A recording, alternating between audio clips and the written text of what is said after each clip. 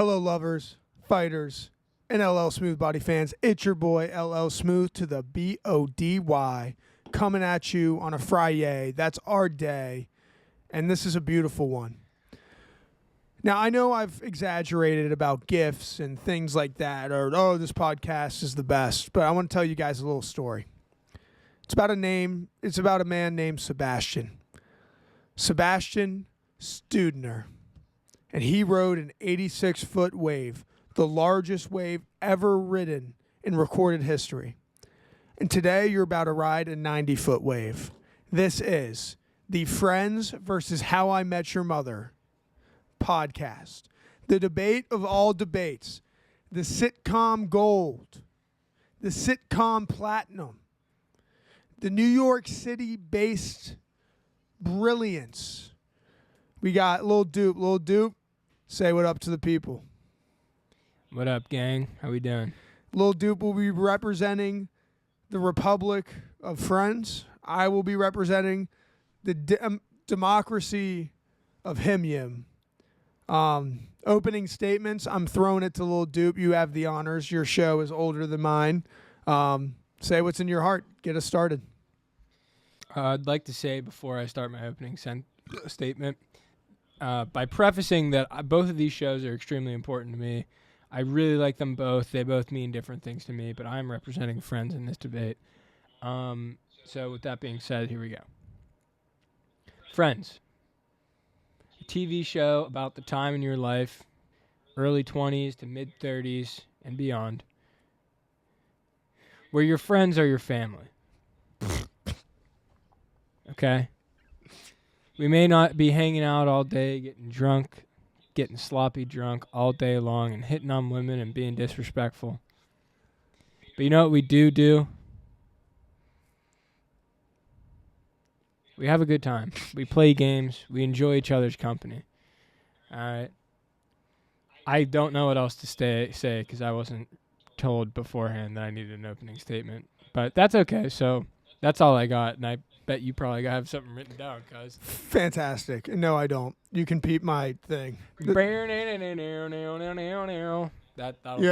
Here's my opening statement. Mm-hmm. How I Met Your Mother is not a show. It is a vessel to better understand yourself. Men and women, how do we interact? Love and life, love and career, how do they interact? Pain, loss, and comedy.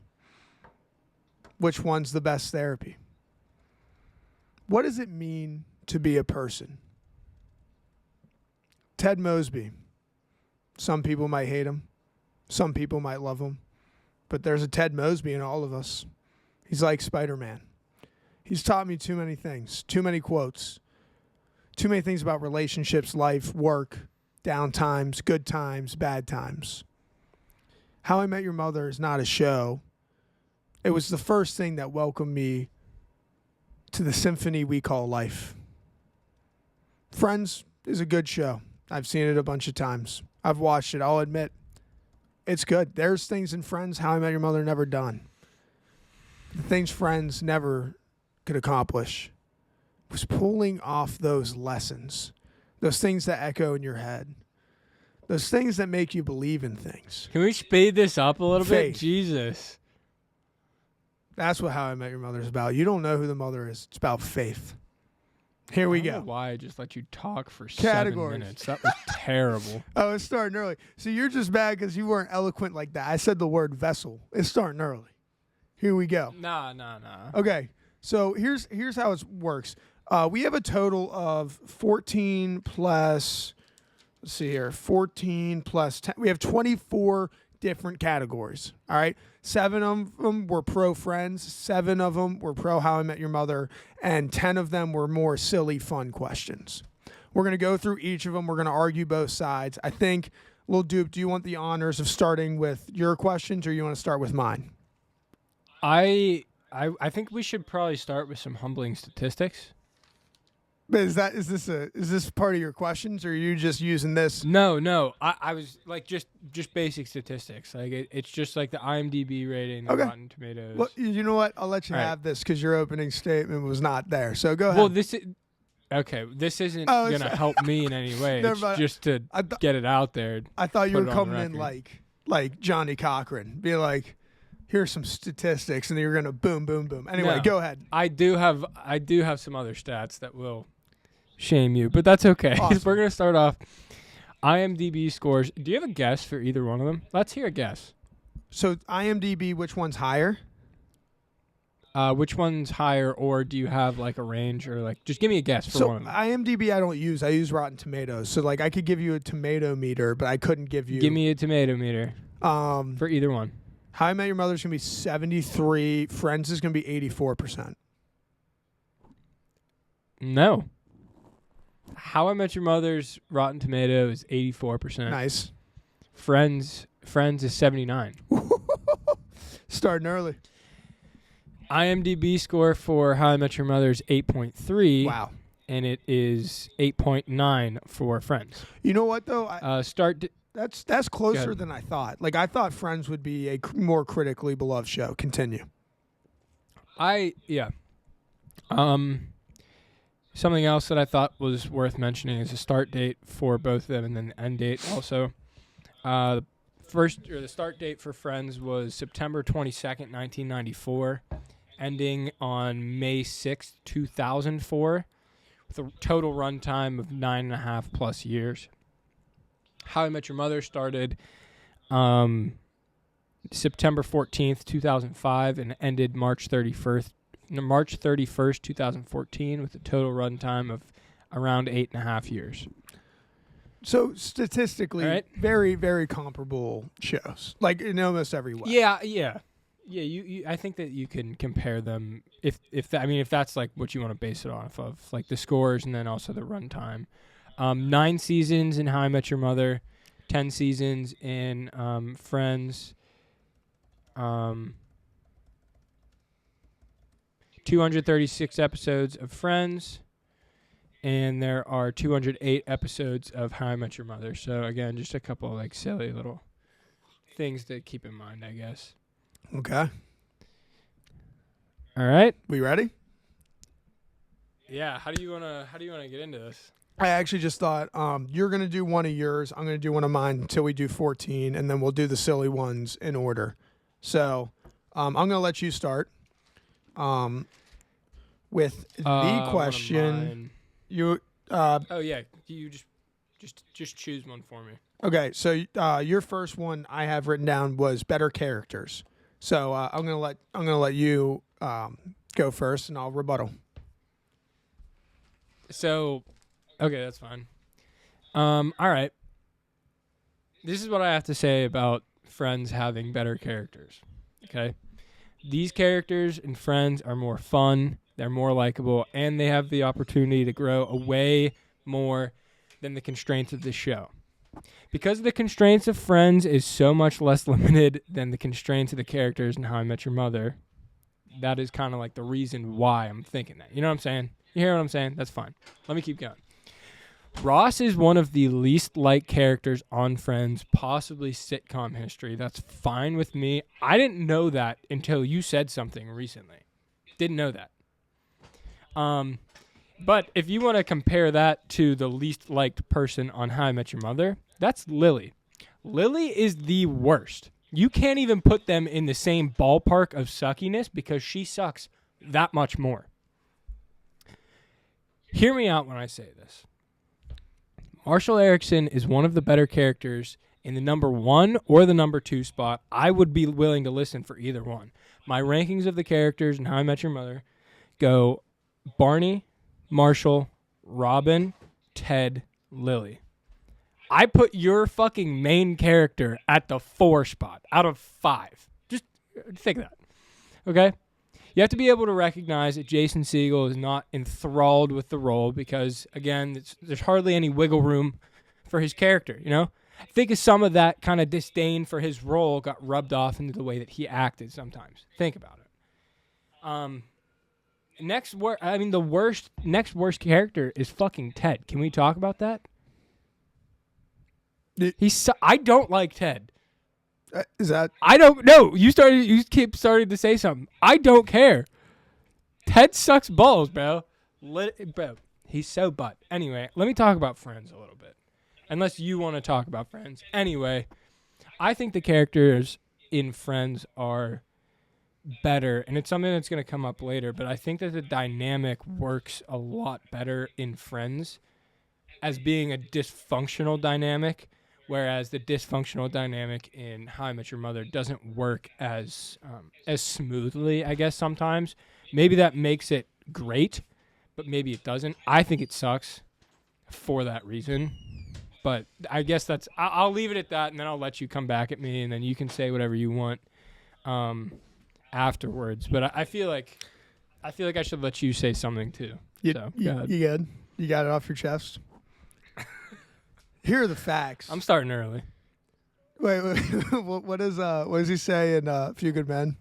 Here are the facts of the case, and they're undisputed.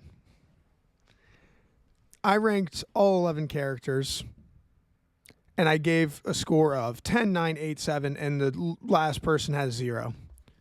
Here were my rankings. Okay, if Lily isn't at 0, bro. Lily is at 0. Here are my rankings. Okay. Barney Stinson at number 1. Wait. 1 being the best? Yes. So he gets 10 points. Okay. Number 2, I have Chandler. You cool with that? Yep. Number 3, I have Marshall Erickson. You can disagree, that's fine. Number 4, I have your boy Joey. Number 5, and we'll get to this argument, I have Ted Mosby.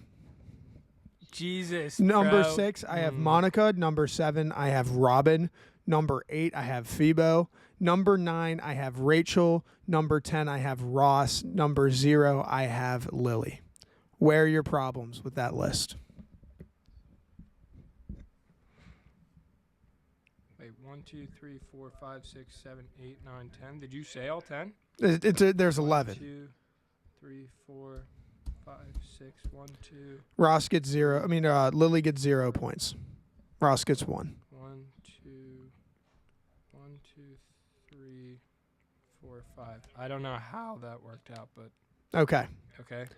When you average those Number 1 spot, Barney. Sorry, go ahead. when you average those scores, How I Met Your Mother comes a point higher than Friends. If you average all 5 and 6. So where am I wrong on that list? Because based on my calculations, the characters in How I Met Your Mother are statistically better. So where In a quantitative analysis. yes, where did I fumble the bag? Where's the mistake? Where's the mistake that's going to change it all? How did you do this? My opinion. Like, what is this based on? My opinion. Your opinion of what? Of who the best characters Who are. you like the best? No, who the best characters are. So what are your problems? Who do you want me to move? Let's do the analysis. Right. Well, Where's your there's beef? nothing wrong with your opinion. Point- okay, let's Point start higher. there. No, you can It's say wrong, there's something. but there's nothing wrong with okay. it. Well, here we go. So where's the big faux pas? Where's it going to change? Point higher. So Full statistical point mean average higher. let me start here. Okay. Lily and Ross, not going to argue with you at all. 'Kay. That's completely fine with me. I don't necessarily agree, but I don't know where I would put Ross off the top of my head, so that's fine. Cool. Phoebe at the number, 9 spot? 8 spot. 8 spot? Oh, you didn't say Rachel. That's Yeah, I fine. did. Rachel's Rachel's not on number 9. She is one of the worst characters. there. Yeah, let's talk about that. Let's get into it. Why? Do you want me to answer why she's one of the worst characters? Why do you think she's one of the worst characters? Let's actually go into it. What's your favorite Rachel moment? A favorite Rachel moment? See, I want to say the pilot episode, but I feel like that's kind of a cop-out, so I won't. Having trouble? There's just so many to choose from. Having a little trouble? I think if I had to choose and it wasn't the pilot, it would probably be the episode where they lose their apartment. And she's game. playing poker, being. Yeah, all right, I'll give you that. That's a decent. Not poker.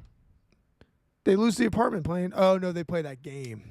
the game. Yeah. Okay. Like the Jeopardy style game. I think Monica's better in that, but that's fine. That's fine. Here's my thing with I agree. Here's my thing with Rachel. I'm going to lay it out for you. I think she would be a more panned character on that show, a more disliked character, if she wasn't as attractive as she was. And I'm not saying this is a man and woman thing. I think the same can be true for a man. I think, who's the guy from Full House? Good looking dude. He gets some bonus points because John Stamos? Yeah. We know Dave Coulier was killing the role more than he was. But John Stamos is more beloved because dude's handsome. I think Jennifer Aniston is so good looking. Sometimes we look past some of the annoyances and the limited character depth past season 2. I'll give it to you. Okay. That's fine. Ted at the number 5 spot is something that we need to talk about. Okay, let's talk about it. I think that Ted's character doesn't grow out of its adolescence. Hear me out. Hear me out. Because that was a bar. Okay. The character Ted Mosby does not grow out of its adolescence. Okay. Until they try to squeak it out of its adolescence in part 1 of the finale. Really? That's what you're going with? That's what I'm going to go with. I think that Ted Mosby sucks. He's weird. Okay. He's a weird dude. Also, I have another... No, I'll save it for later. But do you want me to rebuttal on that? I don't think Ted Mosby is that fucking awesome anymore. Okay, that's fine. And like I've even admitted I've had my growing pains with Ted Mosby. Like he used to be the dog, and like there's some things I'm like I look back now. But the point of the character is he was never supposed to grow out of his adolescence phase because he could never fully mature until he met that special someone. He could never, until the point at the end of like the part 1 of the finale, he's not mature enough to meet anyone. He does these big things how he wants a relationship. That's on purpose because in a lot of ways we are the same way as people. We will make excuse after excuse. We'll say we'll want one thing and then act the exact opposite. Barney's the one who's always honest. Ted Mosby is an unreliable narrator because he's not honest with himself. So if you want to talk about good character depth, Ted Mosby actually has it. You just got to look beyond some of the cringy, I want a girlfriend stuff. There you go. It was said. Boom. I don't hate that, but that's fine. Stop saying no. I want you to say you hate that. Well, we can't just keep going back and forth on this first category for hours. Well, but we laid it out. I think I rebutted. I think it's a good one for Friends. I think there's more consistency there. I think some of the Friends characters are a bit overrated and just really carried by Joey, Chandler, and Monica. But I have a question. Shoot. Based on what you just said. Thanks. Who's the most overrated character in Friends? In Friends? Yeah. Rachel. You see, I think that makes sense. And based on what you just said, why she's so low, it makes sense. Jennifer Aniston as Rachel is a trendsetter. Yes. She's a trendsetter. No, iconic. But the actual character of Rachel, like some of the stuff they did in the first 2 seasons with like she's kind of coming out of her own. She used to be a rich daddy's girl. She's finding on her own. But then she kind of stays stuck in that like she's just Rachel. She's just, oh, I'm good looking and I work at Ralph Lauren. And that's about all the depth we actually get from her beyond seasons 1 and 2. And that's just honest. I mean, if we're going that route, then I have to bring up Marshall Erickson, who I'm fine with you saying is a deeper character than Jennifer Aniston. Yes. But again, he's also kind of stuck in the same role after the 2nd or 3rd season because they get married. Yes. So here's where I disagree. Jennifer Aniston never had to deal with something like Marshall did when his dad died. That really hit home.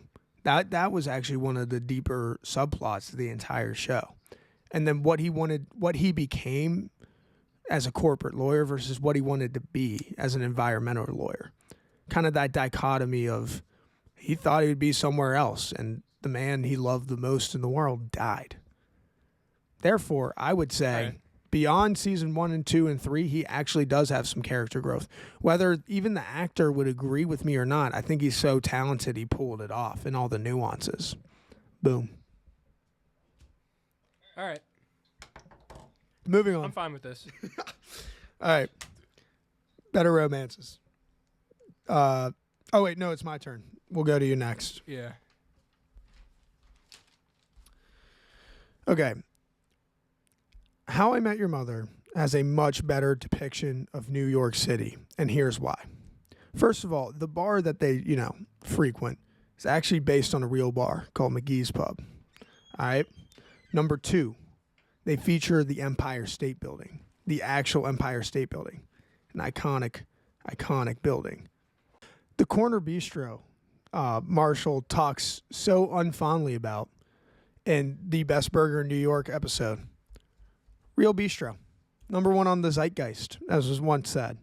Shinjitsu is based on a real hibachi restaurant in New York City. So are a bunch of the other restaurants.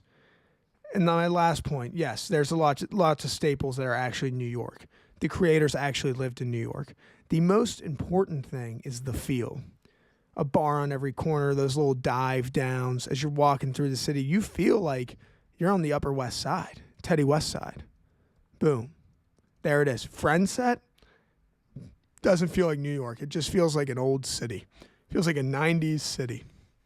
There's nothing unique about it. Really think about what's the most, they'll do Central Park features in, transitions. What's the most iconic Friends New York moment? What makes it feel like New York? Because your friends are there? Better depiction, How I Met Your Mother. Rebuttal. All right. I mean, the first thing that I'm going to say is you said that it feels like a 90s city because it is. It's a 90s city. That's what it is. So it's weird because I don't want to not I want to disagree with you. You do. But it's hard for me to make a strong case. So, I mean, one of the only things that I can say is, they do have sets that are in the city, in air quotes, but it's the same set over and over again. So I can understand, it's outside of Central Park in the street. Yeah. Or it's wedged between 2 buildings, and it's supposed to be a park where they play football on Thanksgiving. It's them having other shit like that. But I think that the strongest point that I can make is also, as far as the New York City feel, is the life associated with a 90s New York City lifestyle. So it's a weird thing to say, but looking into your neighbor's apartment, power outages, right? But that's every city. There's nothing New York about that. There's real New York landmarks in How I Met Your Mother. They show in transitions actual you can point to them skyscrapers and things that were there at the time. There's a grander feel in the streets. You'll get episodes where they're taking the subway, the Subway Wars episodes and things like that. You actually feel like you're kind of in the city. They said, and it is not Manhattan. It is Upper West Side New York. There is something so grandiose and real about the How I Met Your Mother depiction in New York. I never got with Friends. Friends could be in Chicago and look almost the exact same.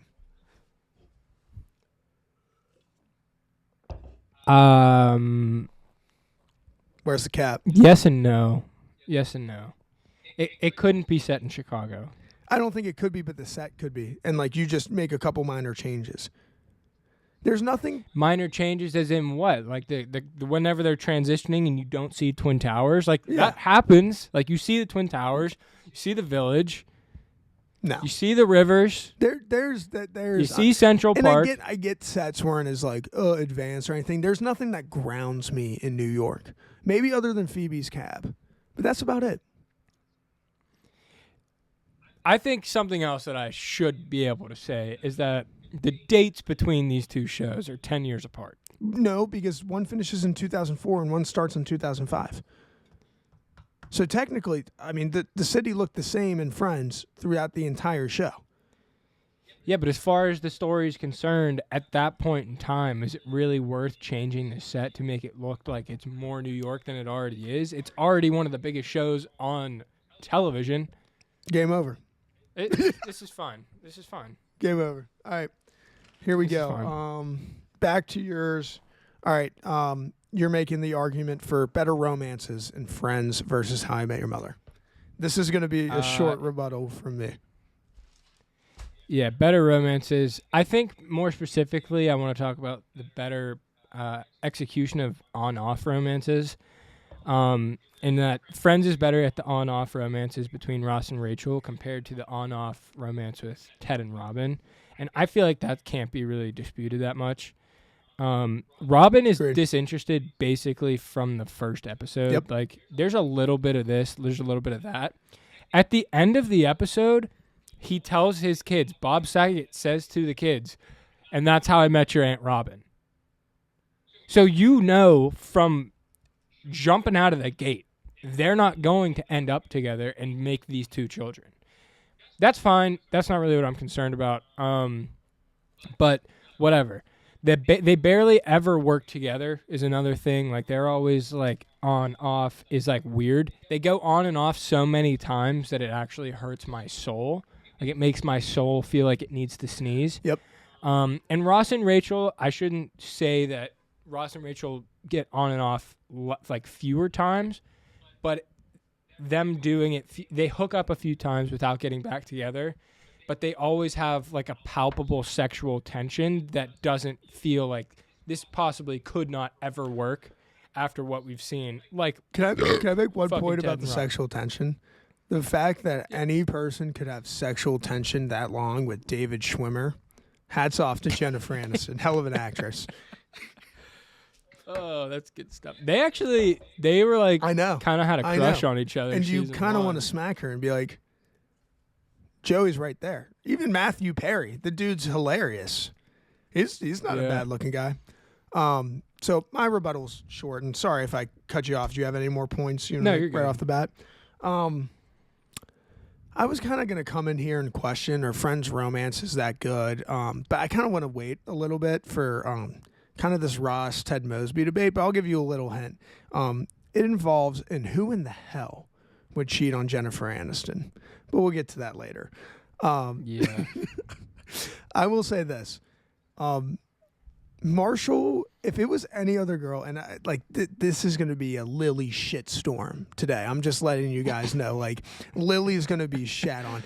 If Marshall was in a relationship and it was built the same way and like they had met in college with any other character, we would be like, this is Jim, Pam, April Ludgate, and Chris Pratt's character. Yeah.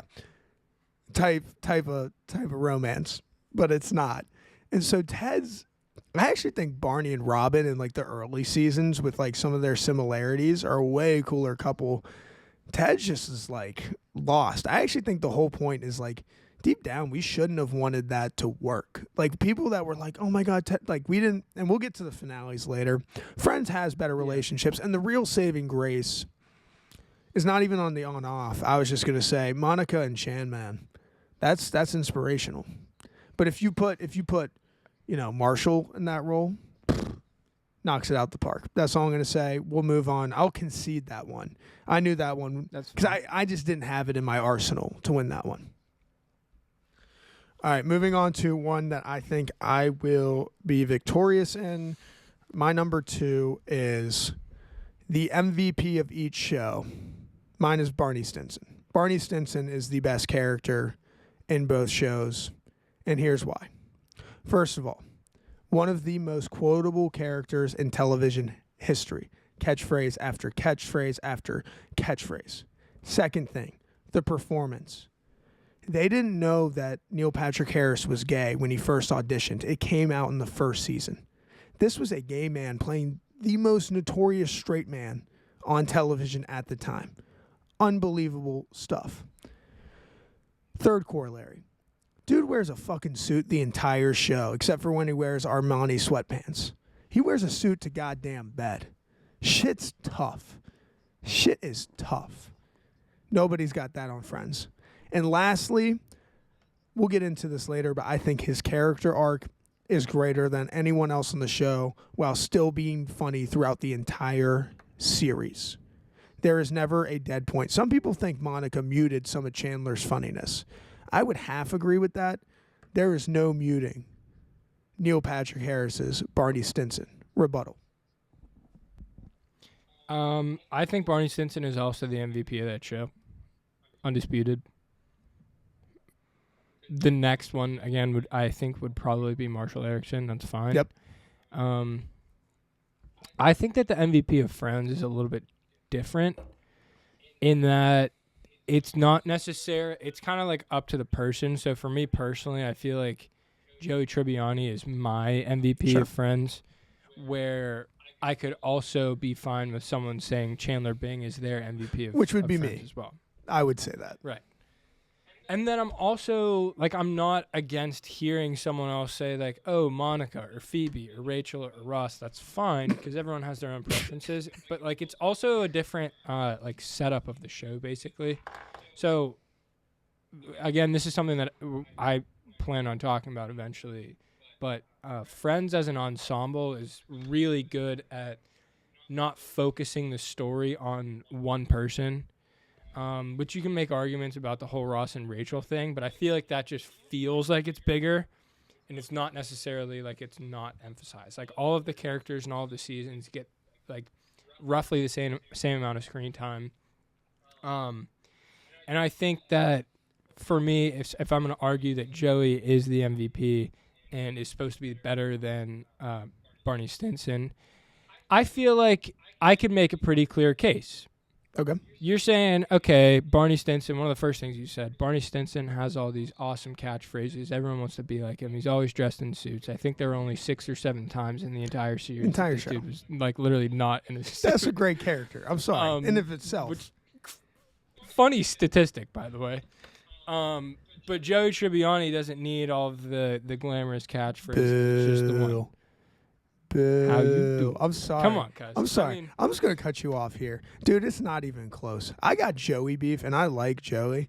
But the dude's whole character is, like, kind of being, like, a little dumb and a little dim. And just, like, that's about it. I'm sorry. He's funny. But I disagree. He's funny. But, like, he's a good friend, and he's, like, the worst part of that show is when they tried to make him, like, a love interest with Rachel. Like, that is, like, literally one of the worst parts of that show. Awful. Like the dude does not have the versatility of a Barney Stinson. I'll end the debate right here, and I'm just going to cut you off because this is the closing argument. I have something to say. You want to talk about awful introduction of love interests as in Joey and Rachel. You want to talk about fucking Barney and Robin getting married? Barney and Robin getting married was actually good. Barney and Robin getting married. Bro, they were similar as hell. But Barney was always going to be alone. Dude was too damaged. They were too similar, cuz. That shit didn't work. That shit didn't work from the fucking jump. Let's just end it right here. Let's do the LeBron argument on it. If you were going to start a show today, you had to pick one character. You're picking Barney. Okay, that's not fair. That's the debate. That's it. It was good fun. It was fun. It was cool. That's the debate. Barney Stinson, stand alone. I'm not arguing ensemble. Nah, you got too cute with it. Let's get down to brass tacks. Let's pull out the steel knife, baby. It's not a fair question, but that's fine. You can have it. It's all right. That's what every loser's. I know you needed a win today. That's what every loser's ever said. You needed a win today. I understand. Ever. All right. We're moving to you again with your number 3 question. Do you want to ask it? Because I didn't even write. Oh, the ensemble thing. Go ahead. I don't even remember what the question was. It was like Friends has a better ensemble cast. Better execution of an ensemble, yeah. How I Met Your Mother. This is a weird one, so we don't really have to talk about it too long.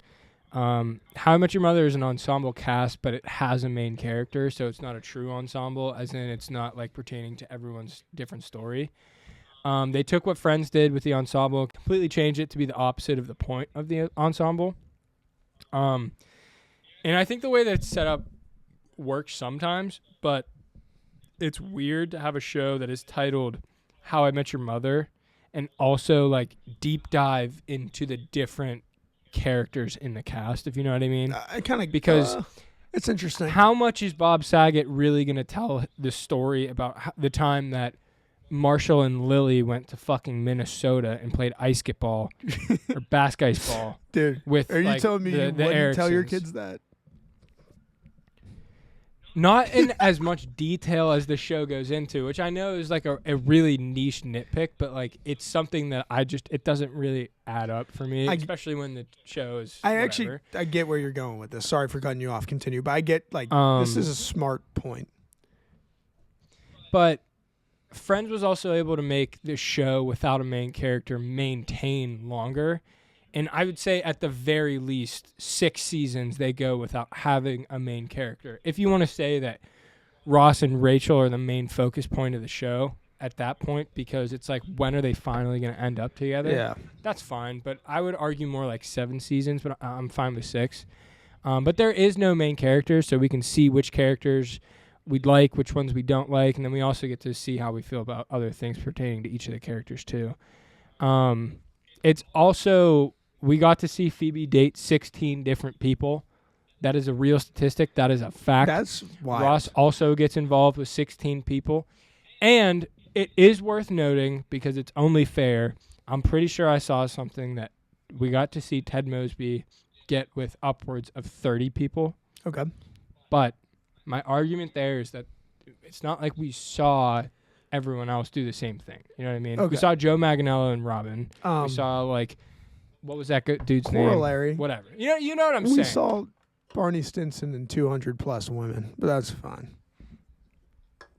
Okay, we didn't no. No, I know we didn't see it. It's awesome. So I guess you didn't see it, but you heard it was all hearsay. Yep. But basically, you got to see each of them go through, and whether or not it was a 1 episode thing, like you got to go see them experience someone new, try something different, get their ear pierced, get married but say the wrong name at the wedding, or go date a cop, then he shoots a bird after dating him for 2 weeks. You just moved in, he shoots a bird in the morning.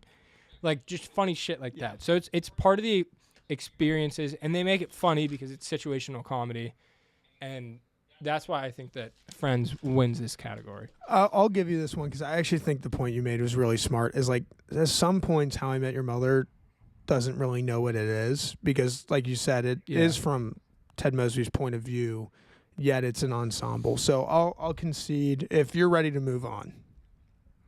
Yeah, I'm good. Okay, this will be really, really short too. The music in both shows are not even comparable. How I Met Your Mother has like literally probably one of the best soundtracks of any show I've ever watched in my entire life. I'm going to name some of my favorite songs real quick. Simple Song by the Shins, The Funeral by Band of Horses, 2 Weeks by Grizzly Bear, Our House by Crosby, Stills and Nash, Future Days by Pearl Jam. And those are only a few. I didn't even mention Heaven. Prophets by A.C. Newman. That was a good one. It gets a little repetitive. Like, I used to listen to it all the time. I love that song. Heaven by the Walkmen, one of Paul Marine's favorite songs at the end of the show. Iconic. So the music, The Architect, that's a great song. Yeah. So like they're by the Decemberists. The music and How I Met Your Mother, like, we could go in a real discussion of like literally like I'll play the soundtrack and just listen to it. Like, it is all like it's meaningful too. It's every single episode. Oh my God, I forgot the Florence and the Machine song. Oh my God, that song is so banging. Not Dog Days Are Over, the other one. Dude, that song is crazy. Dude, I used to like just watch that clip. Oh, Shake It Off by Florence and the Machine, dude. Like, literally one of the best uses of a song. Because it's like, Ted Mosby's like, when one door closes, you know the rest of the saying. And then that comes on and it's all yellow umbrellas. And like, I like lose my shit every single time. I'm like, damn, that's the shit. That's the shit we like. I don't even like, you can talk. Only thing I'll say about Friends music is in the first season they played 2 U2 songs I really like, and that's about it on music. I think that the two shows, I can see this one 100%. I'm not arguing with you. They used music differently. Yep. In How I Met Your Mother, it's more important. Yes. In Friends, they'll play like a portion of a song, like 20 seconds at most. Can I make one some more? Of the songs that they... Sorry. Yeah, go ahead. Victoria by the Kinks. Continue. There you go. Some of the songs that they play, like, I mean, the Friends theme song is kind of hard, but we'll get to that later as well. Yeah, we will. A Horse with No Name, Everlong by Foo Fighters, which I didn't even know that was in there. See, that's because it's so short, so it like barely counts. That's You know the what I thing. mean? Is like they use transitions and things like that. Like the music in How I Met Your Mother is like one of the keys of the show. Yeah, it's part of the Yeah. show. It's not part of the show for Friends. Like they have The Way You Look Tonight whenever Chandler and Monica are dancing after they just got engaged. Yeah. But like other than that, like it's really not anything crazy. Yeah. So I concede. Okay. All right. Moving on to your number 4. Better Wait, hold up. Yeah. Smelly Cat, bro. Dude. Can we? All right. You know what? Yes, say that. No, say what you were just No, about 'cause to then I say. thought about it. I was like, Say that's- it. That's stupid. All I will say is the remix is a freaking banger. The one, It is. the one It the fucks. other girl does, like, Yeah. what yeah. are they feeding you? I'm like, dude, that's hard. That's like, That episode's funny. yeah. I mean, we're good. You're good. Yeah, we're good. Okay. Let's do better character development. I'm gonna let you go first. Make your case. All right. As far as character development, the character development in Friends is cool because of it being an ensemble. Like I said earlier, the show's able to they balance how many people got how many scenes and how much each character was told, and they're doing it all at once at the same time, which is also really cool. No one is like super mysterious and has things that like seem that they're really hidden, but in How I Met Your Mother, I feel like they barely talk about Lily's mother, and whenever they do, they switch up how they talk about her. Like we said on the Yep. How I Met Your Mother podcast. And then the first episode of Friends, I know you said you don't like Rachel, and I kind of understand now, but It's not that I don't Rachel like her. cutting I the- want to clarify for my grandma who might listen to this. It's not that I don't like her. I think she's overrated. Continue. The first episode in the pilot of Friends, like Rachel, at the end of the episode, Rachel is cutting her credit cards, and that her daddy pays for, and then she's moving on from the old Rachel into an era of unknown, and then the beyond after that too, which is a little sappy or whatever, but that's fine. You also hear about Phoebe and her estranged family, and then you also get cameos from Lisa Kudrow as Ursula Buffet from the show Mad About You, which is also an interesting thing. Love to talk about Mad About You if we have any time. But I just think that like shit like that is really cool. The other thing I can say, to support the case of How I Met Your Mother here, is Marshall Erickson and his dad dying. Extremely moving stuff, really important. But again, I feel like Robin and Lily, and then also even like Ted, you don't get all of the backstory, and that's all the show is backstory for the main purpose, which kind of pisses me off. All right. I'm gonna. And now you're gonna shit all over me. No, for what I'm just said. because there's something big. I don't think the Friends characters, other than Chandler, really change at all. Name how they're different. Here I'll go through them, and I'll exclude Chandler. Joey's still Joey by the end of the show. There's almost no change. They're almost carbon copies. He's still the goofball, kind of dim-witted, really sweetheart. Same thing. Don't rebuttal. Let me talk. Phoebe, still Phoebe. Still like kind of the weird outside one. Same thing. Rachel. She grew in the first season. That's about it. Rachel's just Rachel. She's an attachment of Ross, and they didn't do a lot. Monica, she was always mature. Monica always kind of had it going on. She'll get crazy from time to time, but that's about it. Ross. You are wrong. Ross. No, I'm not done. Ross. Still Ross. Still nerd. Still. You know who really changed? I'll give Chandler some credit before I go into some real change. Chandler went from somebody who couldn't commit to somebody who can commit. That's awesome. That's really cool. Barney Stinson changed from before we even started watching this show. A man who started working as a coffee shop getting so brutally hurt. Bro, get the He fuck becomes out of here with an that Iceman. bullshit. And then we see Barney. That's so First bad. couple That seasons, is so bad. Stone cold killer. All about it. That's bad, and you know it. Then we start learning things. Didn't grow up without a dad. Garbage. Didn't grow up without a dad. That hurt him. That made him the man he was. That was his villain arc. That's how it all started. Don't walk out of here because you know I'm right. You know I'm right. Reckoning with his mistakes, not thinking he's good enough. Ultimately getting married and knowing it's the wrong thing. That's crazy. But the ultimate point... How long did it take him to realize it was the wrong thing? The ultimate point of why Barney grows is you go from a guy who disrespects women, who's an ultimate playboy, to an awesome father at the end of that show. That is more growth than you will ever see in any character in Friends. I rest my case. Completely disagree. Completely I rest disagree. my case. Awful time to rest your case I at the rest same my time case. because now I get to come back and you can't say I anything rest else my case. because you rest your case. Dude, I rest. you only talked about Barney there. Yeah. Give me any type of support for Lily, Robin, or Ted. Ted sucks. Ted sucks. Ted sucks. Dude, you didn't even... Oh, you like didn't he was a even- character you didn't that was even never say meant how to any grow your out of his characters grow. adolescence. You Get didn't even the bring up the Chandler point. I gave you that one. There is no one who grew That's as fine. much I can as give you Barney. Barney. There's no one who grew as much as Undis- Barney. Barney was an actual story. Barney was an actual arc. You just got a bunch of dudes over there that are playing tropes, 90s style. Give me some growth. Give me some change. That's what it is. It's 90s basketball. You said character development, and I just gave you an example of all-time character development, and you're going with what? Monica?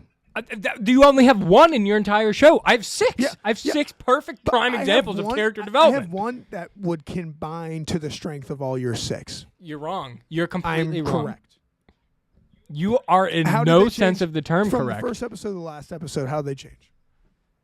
Okay, Rachel starts out, she's this girl who's reliant on her parents. She's dependent. She's never lived for herself. Okay. She learns how to be independent. The character development there is her learning to be first independent. season. Next. At the very least. Okay, you want to talk about season 2, Rachel? Let's go. Let's go, buddy. Where'd she grow the last episode? Dude, she's the same bro from season 2 to season 10. You're wrong. And you know it's true. You're completely wrong. Season 3 because to season she puts 10. the whole Sorry. we were on a break thing in the past. Season 3 to season 10. Sorry. She puts it in the past. Season She 3 to puts season everything 10. in the past. That's character growth? That's character fine. growth? We don't have to talk about Rachel. Okay. This one. You said Joey. You shit on Joey. You shit on Joey. I don't appreciate it. You done shitted on The Joey Joey. thing's true. Joey matures throughout Oh, the bro, entire don't thing give as me well, that. but he doesn't lose Don't the give me that. kiddish part of him. Dude, don't, That is one of the most important aspects don't give of me him that. as a character. don't do that. It, Don't do that. It's trying to show you Don't do that you that. don't have to Don't get lose your the hand inner caught on kid yourself. Don't do in that. order to Don't do grow that. up. Don't do that. That is good. Joey's That was the bars. same dude from season 1 to season 10. They try Exactly, but he No, learned no, so much in no, that's between. bullshit. Because they tried to really give him some growth. Oh, we're gonna get it with Rachel, and everyone hated it. Joey was good because he was Joey, not because his character development. Cause you know it's true. You haven't even brought up Chandler. He's the only one, and that's Because you gave him to me. I'm not going to bring him up. You gave him to me. Let's talk about Monica next. You want to talk about Monica Geller? Let's do it. we're here. We're here, Monica Geller starts out. bruh. Okay, listen to this. She has a big time job, early seasons, gets Bruh. fired after just getting a promotion, gets fired.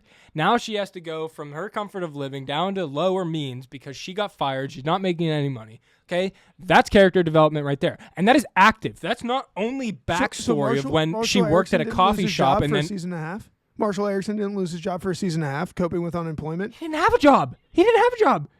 Dude, He was what a do you mean? student. He worked for the bank. He quit after a couple days, coped with unemployment, went and worked for the fucking corporation that he hated himself because of, and went back. So don't do that. Don't do that. You said first season. Don't do that. You said first season. Don't do that. He was unemployed, but you said first season. I didn't say first season. I said he coped with You did. unemployment. We can run it back. Well, I'm going to figure it out Fans, because I'll look at run post, it back. so Run it's fine. through the transcript. Get some AI on here. We got to move on. That was electric. That's fine. You good? But I don't agree with you even remotely. And I don't agree with you either. And that's what... because you still haven't said anything about Lily, Robin, or Ted. I don't have to. You want character development. I just created a reasonable doubt. This was... You gave me character development. Let's move on. Let's move on. Right, because you were throwing Joey out here. That's like if a pro decided... No, we're moving on. No. That conversation that's like is in the past. We're moving on. Like, dude in the majors, just like... we're moving on. Freaking batting practice. I don't need this today. It's Friday. All right, number 4. Top 5 episodes. How I Met Your Mother's a greater. This is interesting because I want to see what you have for your top 5 episodes. I could honestly, this was one I just really wanted to do because, if you're a fan of either the show, you'll love it. I'm going to give you 5 and I'm going to give you the reasons for it. Number 1, actually, I'll start at 5. One of the all-time running gag creators, one of the coolest music videos of all time. I'm talking, of course, Slap Bet. An iconic episode, an episode that echoes throughout the entire series and its importance. Really funny. The whole porn star aspect of it, like when she starts the video, oh my God, it's great. Yeah. It's great. This is great stuff. The whole Barney, you didn't see it coming either. No, you literally did. So the first time I watched that, amazing. Number 4, and I put this here is because it's a masterclass of how you create a concept episode. Because this is a total Barney episode, and it's the playbook. And basically, running through all those different ones, is not only funny, it's super entertaining. It's 21 minutes of TV. You can't take your eyes off because it's so well done. And when he fakes everyone out, he had a moment of realization that he's like, oh, I'm struggling with a breakup. And then he winks at the camera. That is that on an individual level is amazing. Number 3 here. Probably the only time I've really shed legit tears in a sitcom. Leap. Legend Daddy is one of the deepest episodes of television and some of the best acting I've actually ever seen on television. Barney Stinson's thing. Every kid deserves a hoop. Why? When Jerome Stinson asks him, why are you so mad I'm some lame suburban dad?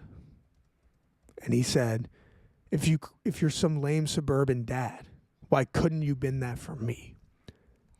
Yeah. Tears. That's bars. Tears.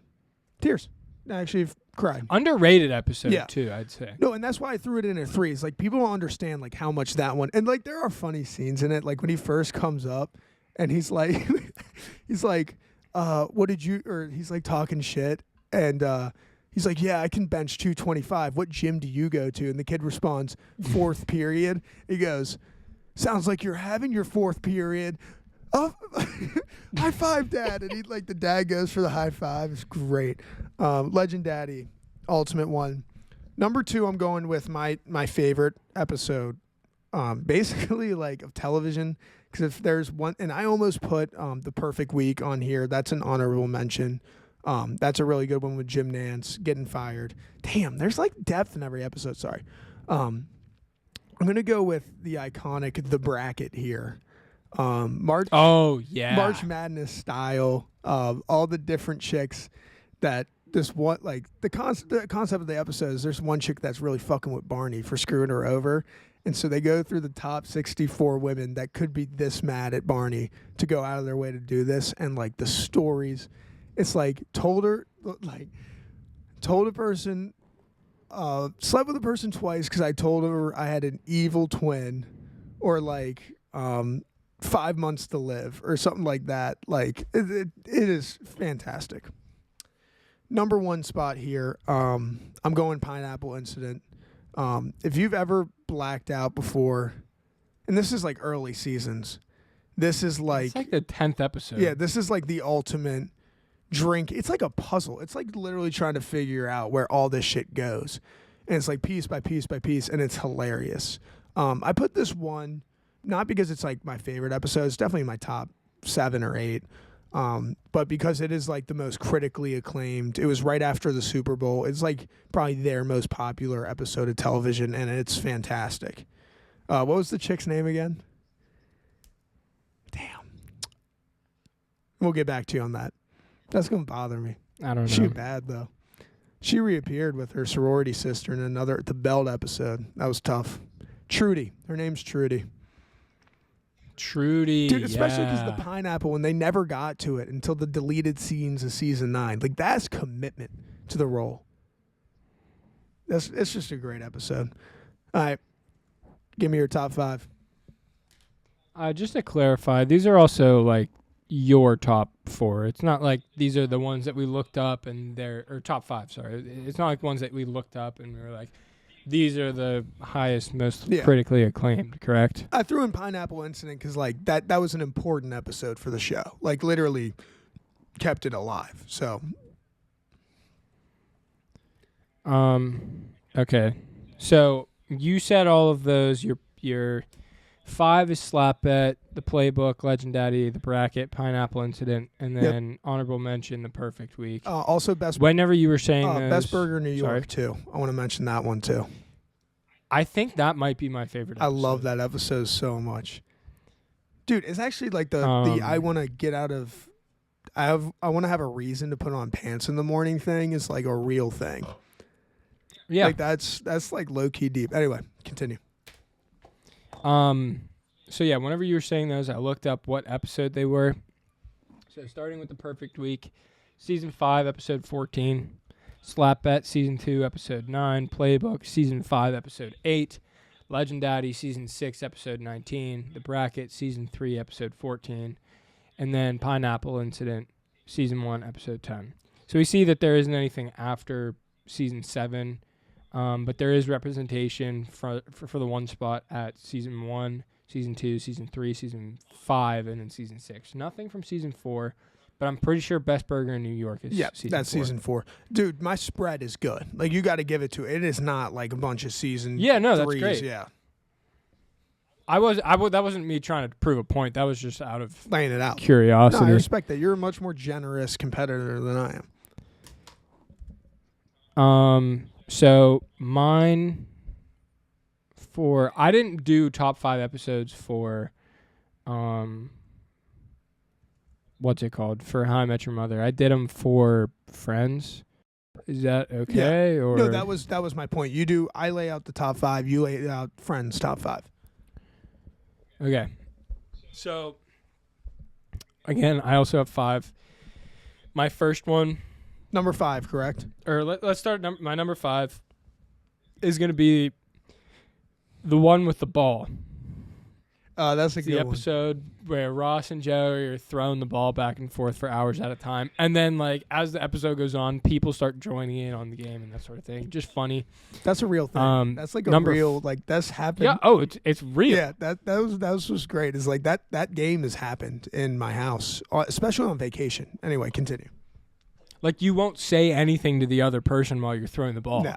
And you'll just be thinking, and then you'll realize, like, we've been doing this for 45 fucking minutes. No like, drops, what are dude. we doing? Don't be the one to drop it. No drops. So, yeah, that's my number 5. My number 4, well, let me get my runner-up here. My runner-up is the one where no one is ready. It's season 3, episode 2. Iconic. It's my... It's one of my favorite episodes because it is my favorite bottle episode of any TV series of all time. Wow. Because it's quick-witted, it's really fast, and it's not just that it's a bottle episode. It's a bottle episode where there aren't that many breaks. So it's like basically one continuous scene with the exception of the different ad breaks, but still, I think that it's fucking awesome because it's just like it's so fast-paced, and it's like it's equivalent to like 20 minutes in real life. So yeah, my number 4, the one with the football, is season 3, episode 9. It's the first Thanksgiving, I believe, that they're spending together, or second maybe. Good one. And they go out and they play football. Really entertaining stuff. What's that trophy called? The Geller Bowl. The Geller Cup. The Geller. yeah. That's funny. The Geller Cup from the Geller Bowl. The backstory there is also funny if you want to talk about character development. But anyway, we'll move on. Number 3 spot, I have the one with the embryos. This one I can argue to also be 1 or 2, but I think that it's good here. The one with the embryos is the one where Phoebe gets the in vitro fertilization so she can be a surrogate for Frank and Oh my God. Yeah. Alice. Dude. And then at the same time that she's doing that, the rest of the gang, the other 5 people are like having a battle, like a Jeopardy style battle as like a bet to see who wins the apartment. Great. And I just think it's funny. I think it's just funny. It's good stuff, and it does everything that you need it to do. It's the next one that I have, my number 2 spot, is the one with the prom video for obvious reasons. Because it's the first time that like Ross and Rachel officially are like, all right. Yeah. No, you know what? See the prom video? You know what? That tugged at the heartstrings a little bit. Yeah, it's good stuff. Nah, it's just because like it's the sweetness of Ross, who's a dickhead, but it's fine. In that moment, like the heartbreak, man. If I'm being honest, I think it's a little extra. Wow. And I know that I'm representing friends here, and like I'm kind of digging myself a hole. But like, is she really getting up out of her chair because she just watched the prom video where Ross got ready for her? Maybe that's just me and my way of thinking. Like that is expected of him in that scenario. I don't know. We don't have to talk about it. I just think it's kind of I want to prove odd. a point. It's because her reasoning for not giving it another shot, but she was hurt so many times. And when she realized this dude's been hurting over her since the day he met her, that's when it clicked in her. She's got to give it a shot, man. He's always cared about her. You're so smart. Thank you. That's why that was like when you're so smart. That episode, like that one got me, man. Like in a cheesy, corny, cocky way. Like that one gets to me a little bit. You're so smart. Thank you. That one's also my birthday, 2/14. Oh, nice. The next one, my number 1 spot, is going to be the one with the Thanksgiving flashbacks. I think it's hilarious. I think it's funny. You get to go back. You get to see Chandler lose his toe and a bunch of other shit. I just think it's great. Season 5, episode 18. Literally, I think we honestly, like, because of the intensity, like, we could have done a way better job about some of, like, the complexities and the character changes. Because, like, now that I do think about it, like, in Friends, like, the Monica Fat thing and, like, that shit, that's pretty good.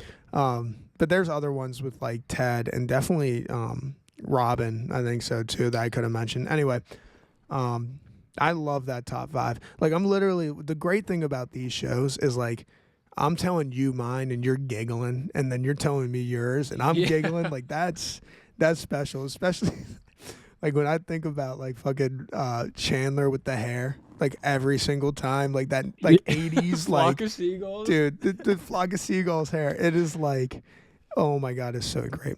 And there's so many, like, the one that just popped in my head, like the one, and the great thing is they called him the one where blah blah blah, the one with the but the one with like Chandler's mom and she's in town, like, she's sexy. I just want to mention that. I don't know why that. Yeah, like low-key bad. Like really bad. Low-key mommy alert. I don't think we have to, like, I'm not gonna pull on your heartstrings and be like, no, we don't have to talk there has about to be it. a winner. I think it's just worth talking about. I'm just happy we both got a good laugh out of that. So we're gonna move to this is gonna be tough for me. This is gonna be really, really hard. Let's do it. Better bromance. You start us out. Better bromance? Yeah. This one's over quick. I'm just telling everyone. Yeah. Chandler and Joey arguably have the best bromance male-to-male relationship in any show ever.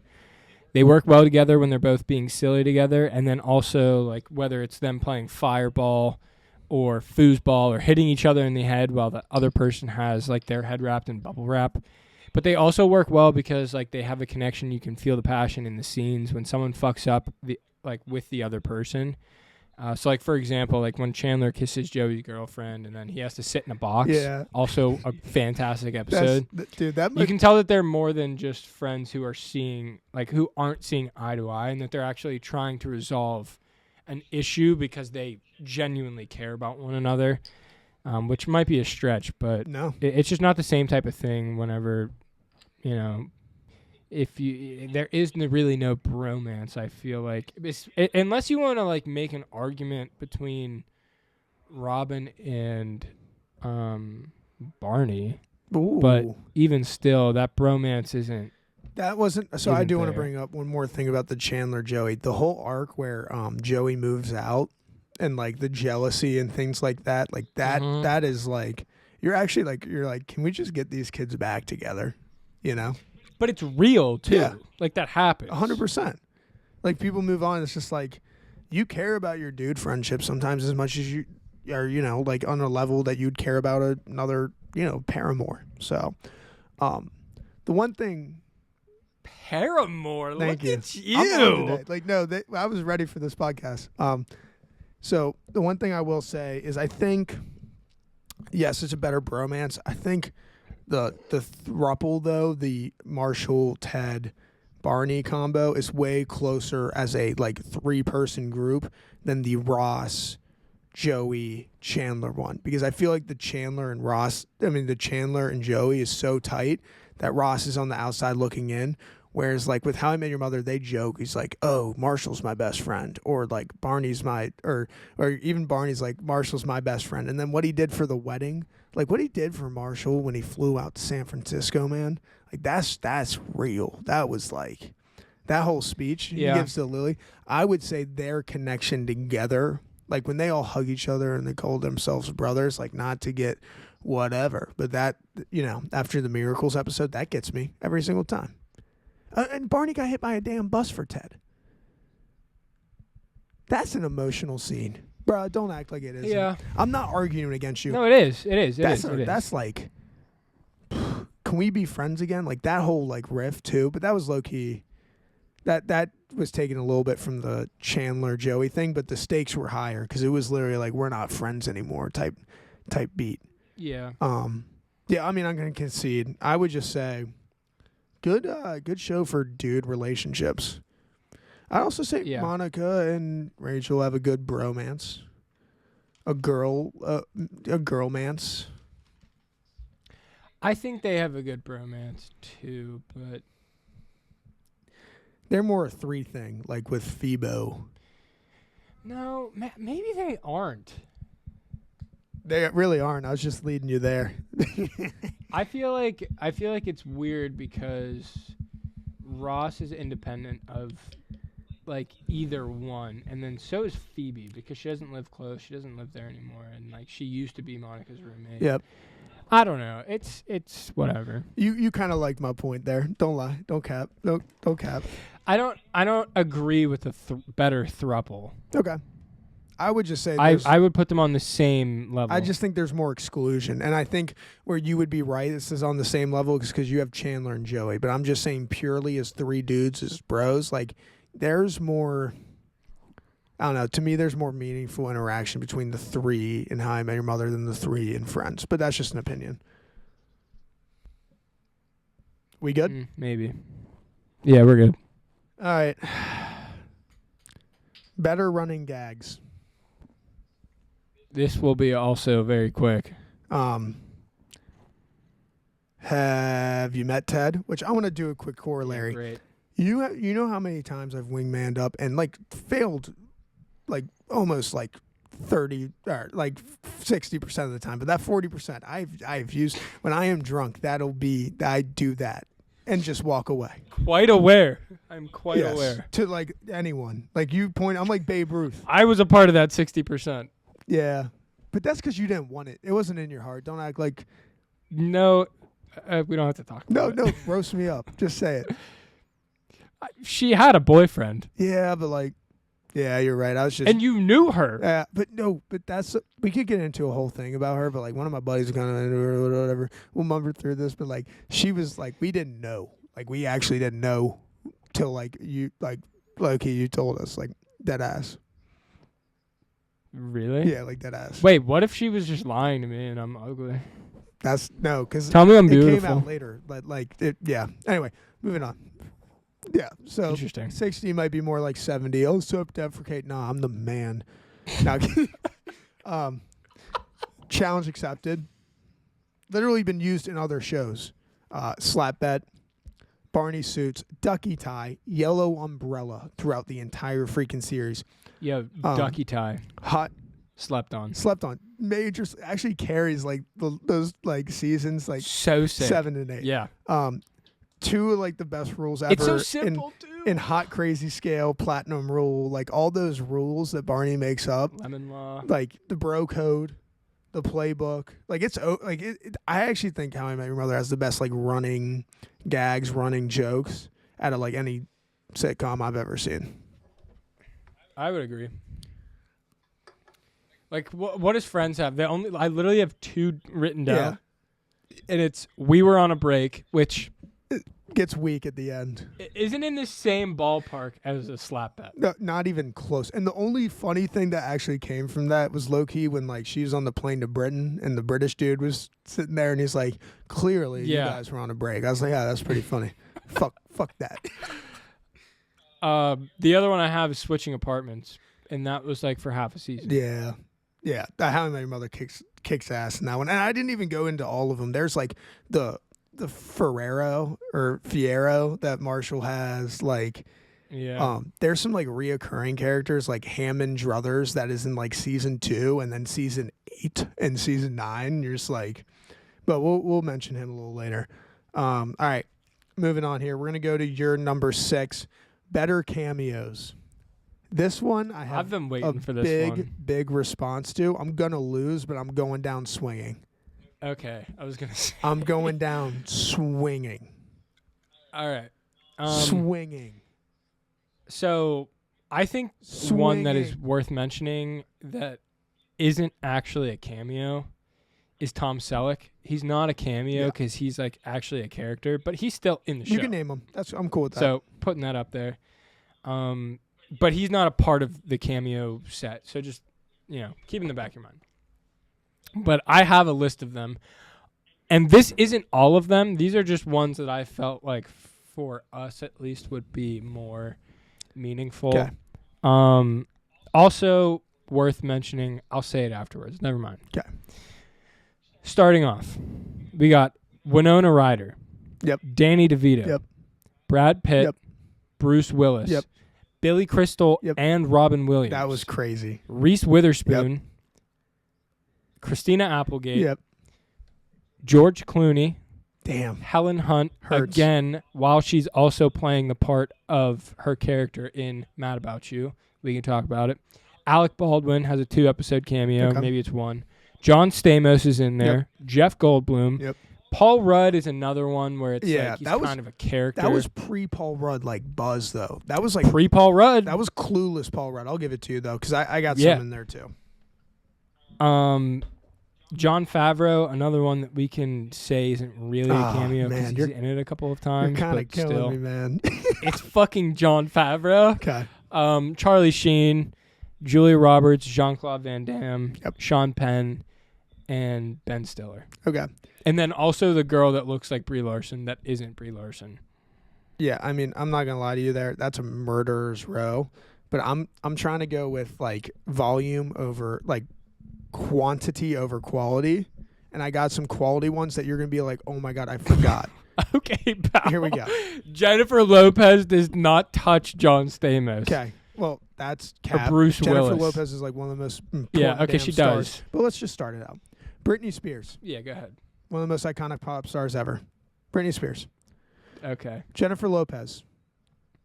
Latina icon. Joe Manganiello. Dating Sofia Vergara from Pittsburgh. Shout out. Jane Seymour. One of the best actresses of the 1970s. Maureen Baccarin. She's just really hot. But this isn't where we start. Maury Povich. Icon of daytime television. Jim Nance. Most iconic voice of my young life. NFL and CBS. Boys to Men. Lil Doop's favorite goddamn singers in the entire damn world. Fire. Calm down. That's not true. Dude, but fire. You love Boys to Men. Forgot about that. Wayne Brady playing the iconic Barney Stinson's gay brother. Bob Barker. Enrique Iglesias, one of the biggest Latin pop stars of all time, was literally a reoccurring character. Totally is. Gael. Mandy Moore, the iconic actress. You know her from This Is Us. She's been in a bunch of movies. Very, very famous, Mandy Moore. And she plays the really hot goth chick who makes Ted get the butterfly tattoo. Dude, the butterfly tattoo. Like, we didn't even mention that. John Cho. Harold and Kumar Go to White Castle. We also have Cal Penn from Harold and Kumar Go to White Castle. He also did Cowboy Bebop. Pretty famous dude. Heidi freaking Klum. One of the biggest supermodels of all time. Heidi freaking Klum. James Vanderbeek. He was from that show where it's like the meme of him crying. He's just famous. He plays Steven, the like guy who leader of the Foreskins, Robin's ex-boyfriend. Yeah. The ones that make murder. Hop aboard. Yeah. I'm aboard the murder train. Oh, and we're not even close. Alan Thicke. Like in there a bunch. Regis Philbin. Alan Thicke is in there a lot. Regis Philbin. Regis Philbin is in there. R.I.P. Double circled. Kim Kardashian makes a cameo on a magazine in the Marshall whatever episode. Carrie freaking Hey, that counts. Kim Kardashian herself Yes. is not in the show. Yes, she is. No, because that magazine comes alive. Remember? When she goes, Marshall, you can do this. He's like, thanks, you hot lady. My wife keeps telling my friend. Yeah. Okay, yeah, you're right. You're right. Kim Kardashian, probably the most famous woman in the world. I digress. Carrie Underwood. She's performing here at Penn State tonight. Carrie freaking Underwood. Katy freaking Perry. One of the biggest pop stars ever. We were just naming freaking pop stars. Tim Gunn from Project Runway. Will Forte, the icon, one of the most underrated funny dudes ever. John Lithgow, one of the best character actors ever. Martin Short, a comedy freaking icon. We already mentioned Cal Penn. Weird Al Yankovic. Yes, Weird Al makes an appearance. Katie Holmes is on an episode. Oh, she's only the girl that was married to freaking Tom Cruise. Dave Coulier. You remember him from Full House? Cut It Out. He's on there. William Zabka. Yes. Is not only a reoccurring character, he's like one of Barney's best friends by season 9. The only good thing about season 9 is basically Barney created the Cobra Kai show when he was like the real heroes, Johnny Lawrence, the Cobra Kai dojo. Like that basically is the concept behind the show Cobra Kai, which is like one of the biggest shows in the world. It's fun. Ralph Macchio, we'll just throw him in there. That's fun. Keegan Michael Key, he's in there. Yep. He's at that one dinner table. You ready for this one? This is my last one. You know what the biggest Broadway musical of all time is? Hamilton. Do you know who created Hamilton? I was going to say Cats. Lin-Manuel Miranda. Season 9 on there for an entire episode. I rest my case. That's a lot of damn names. Stinson out. Do you want to talk about this, or do you just want to give it to me now? So here's the thing. I lost this, and the main reason is like some of those Friends cameos, like the Brad Pitt one, like they're getting like all-time Hollywood royalty type dudes. But the How I Met Your Mother cameos are low-key ridiculous. Like they're low-key like it's more of a discussion than I thought when I went through it. Like they're just I agree. That was like 40 fucking names that are all humongous deals. I didn't mention David Arquette too, which is worth mentioning, but not really. Yeah. No, I think it's also a lot of these people. Like this is the '90s for Friends, so this is more of the rise of popular culture, commercialism. Popular culture culture for is sure. a better way. So these names were bigger then, which makes them bigger now, and there's just so many more names that you could have all those people in How I Met Your Mother, and like people would know who they were or not. Yeah. but it's just not the same for Friends, which is why I take the crown on this one. Yep, I agree that. But still respect. You gotta give it to me on my research there. Like I was pulling out shit. Yeah, no, great. All right, we are gonna move on to. That was your 6. Oh, my 7. I have no comment for you. So it was obviously a question I didn't have an answer for. My 6. Oh. I think this one is going to be short, respectfully. How I Met Your Mother is a much deeper show than Friends is. Yeah. I would say where it goes with life, love, pain, things like that, emotional moments. I mean, I was going to get into some of... I just want to mention the Time Travelers episode where Ted Mosby realizes he's all alone, and then he's like... he goes to the mother's apartment and he like knocks on the door and he's like, "Hi, I'm Ted Mosby, and in 26 days we're gonna fall in love." And he gets punched in the face, and he like makes that speech about how he wants those 26 extra days. Like, man, sorry, tears. Left at the altar. Marshall's unemployment. Marshall's dad dying. Barney not having a dad in the home. Lily's dad's gambling addiction, things like that. Lot of like real people missing out on life stuff. And Friends has it. They just never go like that deep with it. I feel like there could have been a Rachel Green with her dad and mom thing, but they kind of brush it off. They don't really like, for me, sink their teeth in. They keep it light, and that's okay. I think one of the only things that they do sink their teeth in with, but like also in a funny way, so it's like not really actually that going that deep, is Monica and her mom. Yeah. But like, Ooh. other than that, I tend to agree. And the I mean, Phoebe and her mom and dad, like that, they go there. I just don't think they like. I don't know. It wasn't meant to be super serious. It doesn't like these things in How I Met Your Mother stick with you. Like they're important to the show.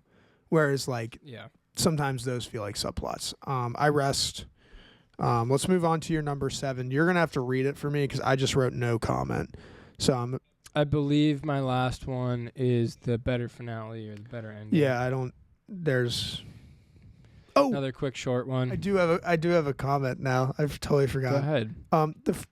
If it weren't for the ultimate bag fumble worst finale of any television show, including Game of Thrones, that How I Met Your Mother did, Friends finale is not that good. I think the coolest part is, Monica and Chandler having kids, but like the whole he got off the plane or you got off the plane. I hate that. And you know what? You should too. Friends finale had a total of 52.5 million live viewers. How I Met Your Mother had a total of 12.9 million. Better show, not more popular. Friends is in the top 10 most viewed finale of all time. Makes sense. At the number 5 spot, while Himium doesn't even come close to the 10 spot. No, they're probably top 30. Story ends in Friends tying up loose ends with the feeling of wanting more and like wanting to see where the gang goes after that, whenever they leave the apartment for the last time. How I Met Your Mother ends by tying up loose ends with their best character, as in Barney Stinson, wrapping up his character as a whole, and then leaving kind of Ted Mosby up to interpretation, which I think is piss poor, but they fucked themselves from episode 1. They fucked themselves from the start. Different. And it was one of the best things about the show, but the fact, dude, you just don't end it that way. The fact that they came out with an alternate ending shows how damn bad the Robin thing was. They did? Yeah. On the season 9 DVD, they were like, here's an alternate ending, and it's the mother doesn't die. That's how much of a fumbled bag was done. Dude, that's so bad. Dude, it was. I have something else that I would like to say. This is also kind of with like the rise of pop culture in the 90s, but the advertising for NBC's finale of Friends is the Super Bowl of sitcoms with 30-second commercials that were being sold for $2 million. Jesus. Yeah. CBS was seeking $500,000 for any ad spot during the How I Met Your Mother finale. Not that isn't a fucking ass load of cash. That's not chum change, but it still is. And like that's not adjusted for inflation. It's a fourth. Yeah. No. Like that's it's a fourth. It's not even a debate. I just think now that I'm thinking about the one really cool thing that they do in the Friends finale is like they show the door as like that last shot. That's like it's cool. That's cool. Like that, and you're right. It does. Like you're like, oh man, I could watch another episode right now. Whereas How I Met Your Mother, like I literally walked around for 2 days and I was young. Like I was in middle school and I was like, what does this all mean? Like I was upset. Yeah. Like I was not happy. I was like, seriously? We were so over the Ted and Robin thing. So over it. Yeah. I've been over the that. blue French horn thing, I'm like, we're done, which is another running thing. But like we were just over that. I think Ted should have been too, and that's where they lost it. Like that's where when you say like Ted had no growth, maybe he fucking didn't because that damn finale. It's just upsetting. I digress. Because it had a lot of potential. Ready to move on to my number 7? One last thing I want to add. Yeah, go ahead. So the final season salaries for How I Met Your Mother: Kobe Smulders, $225,000 per episode; Jason Segel, $225,000 per episode; Josh Radnor, $225,000 per episode; Allison Hannigan, $225,000 per episode; Neil Patrick Harris, Say it. $400,000 per episode. And this is why he's the damn MVP, because he carried that damn show. So don't. He carried the show, but it sucks that had to happen. Oh, I agree with that. Where the Friends cast, they all agreed like we were, but they all got paid $1 million per episode in the last 2 seasons. Yeah. But I think like even listening to interviews, I think like even the How I Met Your Mother cast was like, not gonna lie here, like Neil Patrick Harris deserves it. Like this dude is on another. Yeah. He did. All right. Anyway. My number 7. Better side characters. Ranjit. I rest my case. No kidding. Hammond Druthers, Arthur Hobbs, blah blah, James Stinson, Marvin Erickson, Max with the little penis, Sandy Rivers, icon. William Zabka for a damn season. Gary Blauman when he pisses on the desk, great stuff. Virginia Mosby and her like weird husband Clint that sings the song about the dragon. And you. There's a lot more than that. Like there's just so many like reoccurring like fun. The James Stinson one's like the shit. Sorry. Yeah, I think Barney's brother probably takes the cake for better side character between both shows. Yeah. Any spizzle? Yeah, I don't think you win this one, like even remotely. You can have Wayne Brady, that's fine, but I got Mr. and Mrs. Geller, Mr. and Mrs. Green. Boo. I got Phoebe's brother. Boo. Then I got the kids. Frank Jr. Jr. Okay, is a hilarious the only name. good one you've said. Hey, the only good one you said is Frank Jr. Jr. That dude's hilarious. Frank Jr. Jr. is fucking hilarious because he's a kid and his name is funny. He doesn't have any lines. Yeah, that dude's a bar. How about Zach and Cody? Bro, don't do that. Don't do that. That's not having also two people I didn't mention in our cameo. That's like just Ben is a fucking side character. Ben is not a damn side but character. That's fine. No, this is fine. Line. This is fine. This is fine. You haven't had one dude that Tom Selleck. You've had one dude. Okay, I'll give you Tom Selleck. But what's his? How about Lisa Kudrow as a side character as Ursula? Again, Boo. from Mad About Ursula You. Ursula sucks. That's None fine. of that shit's good. You know it to be true.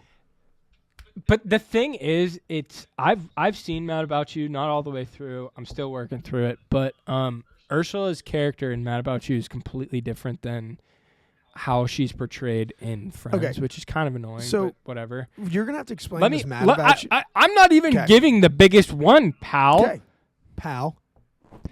Oh my Bro. God! Don't do that. Janice. Don't do that. Don't do that. Janice. Don't do that. Janice. Don't do that. Dude, James Stinson Janice. would kick fucking Janice's weak ass out of here. Janice. Annoying. Janice. Annoying. Gunther. How about fucking Gunther? I'll give you Gunther's low-key hard. When he tells on Ross to Rachel, that's just hard. Like, I'm like, dude, you're dirty macking the shit out of bro.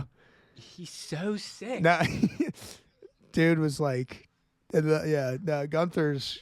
But like, here's my thing about the Friends side characters.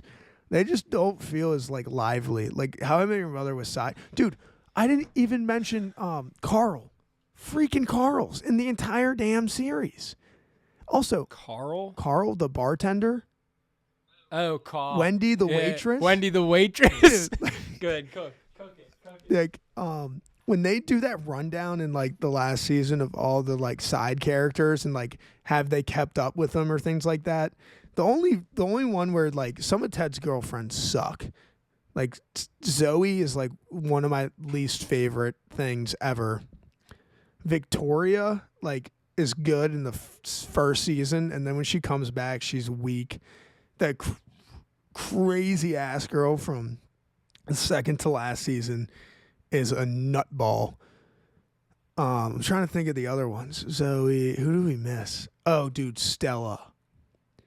See, like, I liked Stella a little bit, but, like, nah, bruh. Like, nah. Nah, Stella was not it. Stella was for the streets. Like, Stella really, really did my man Ted Mosby, like, shade 45. And it was a problem. And I'm upset about it. Yeah, fucking Stella, man. I mean, I fucking hated Stella. So I'll give you this. And actually, just for content-wise, Lil Doop was in the bathroom, so if I was murmuring on, I'm going to run back through them because I want to emphasize how bad freaking Ted Mosby's girlfriends are. Oh, I heard every word that you said. Oh, yeah, dude. Come on. I agree. Stella sucks. Stella sucks. No, and did you hear my thing about Victoria? Like, people love Victoria. First season, awesome. Later seasons, kind of don't like her. When she's with the ferret dude. I never liked her. Can I be honest? Nah, you did. She's so... she's gooey. She's like so gooey. Dude. I hate Come it. on, you did. Go on. I did not like her. I did not like her. And they were going to have Ted marry her. I know. If the show flopped. That's why they had good chemistry. Would have been a better ending. Bruh, that's like... This is why, like, this is going to hurt. Like, I'm not saying the Friends ending was, like, kick your ass. Like, that How I Met Your Mother ending, like, they should have had me fucking write it. The only really good thing was Barney having a kid and being a dad. That was sick. I digress. Wendy the waitress kicks literally Janice's ass 10 days out of 10 days. Mr. Trieger, Mr. Heckles, Estelle. Dude, I knew you were going to bring up Mr. freaking Geller, Mike Hannigan. Heckles was weak as fuck. We can move on. I win, but we can move on. Bruh. Carl. We made it. We made it. They thought Carl was a bartender. I mean, they thought he was a vampire. He is a bartender. They thought he was a damn vampire. That's hard. All right. We did make it. That is 7 and 7. You guys make your own opinions. Now we're going to more Fun Squad ones that, we got 10 here. So, all right. So, we finished kind of, the brunt of it, kind of the comparison where we were trying to win. These are more fun questions. Starting out with which pilot was better? Lil Doop, if you want to lay out the Friends pilot.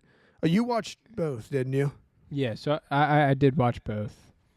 I think Ted's a bitch right out of the gate.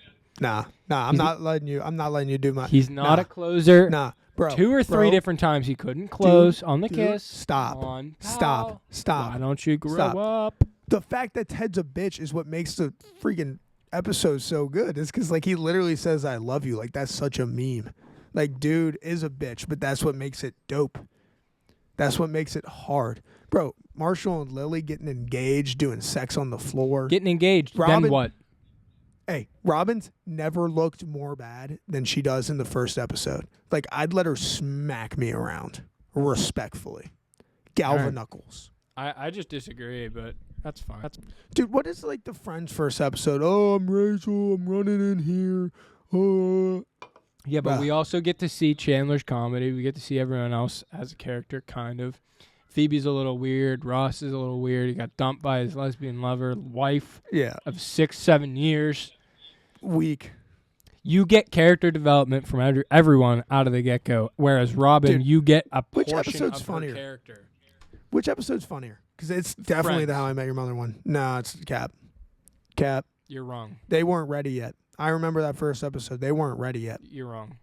True story. They weren't ready. You're wrong. Not like How I Met Your Mother was ready. Lebanese girls. Okay. Dude. Look at what I'm wearing. You got that? Oh, you know what that says? Peterland. Peterland, bitch, with the cedar on it. Yeah, so you know you're about it. Dude, Barney in that first episode Oh yeah, I'm is about it. great. He's great. He's like warning Marshall about marriage. It's great. Like they knew Barney from the second he was in there. I think another thing that should be said after I have some other questions that I added on top of the silly questions just for my own personal enjoyment. What was the first sitcom that you watched all the way through? How I Met Your Mother. Now ask the same of me.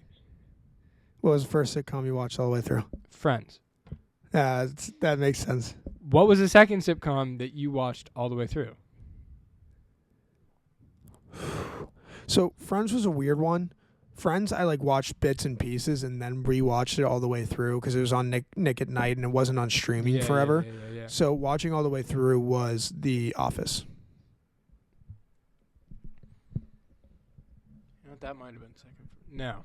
Okay, so I watched Friends and then How I Met Your Mother. So my question to you would be also, maybe we do a Parks and Rec versus The Office episode. Maybe not. We'll talk about it. I would love that because I can take the Parks and Rec side. Like I really can. I could too. I love Parks and Rec. Damn it. Well, I could take the other side. I could do either one. Yeah, I could do either Yeah. one.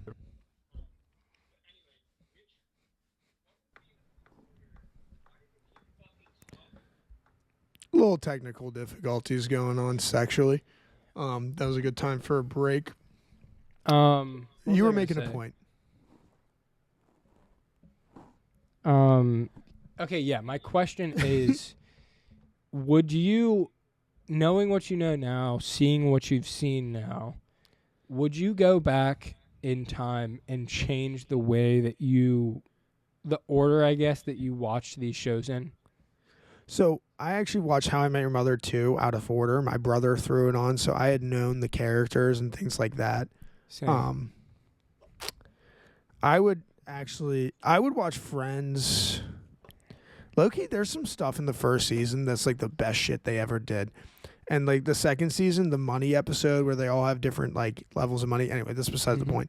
I'd keep it the way I did because sometimes when you watch it out of order, when they start cooking, they have the characters down. So by season 3, you're watching these dudes cook. And then if you go back, you're like, oh man, this is where this started and things like that. So I don't regret the way I watched it at all. How about you? I mean, would you watch Friends first instead of How I Met Your Mother? Oh, no, I'd watch How I Met Your Mother first 100 times out of 100. What would you watch next? Probably And would it be the The same as what Office. you did? Wait, so I would have, if I was to do it again, I would watch, then you're going to hate this, and I do really like Friends. It would be How I Met Your Mother, The Office, New Girl, Friends. Okay. Parks and Rec is in there somewhere too. Probably after New Girl. Maybe before Friends. What about Seinfeld? Seinfeld I watch later than all of them because like low-key you need to be a little older to watch Seinfeld I and really agree. appreciate it.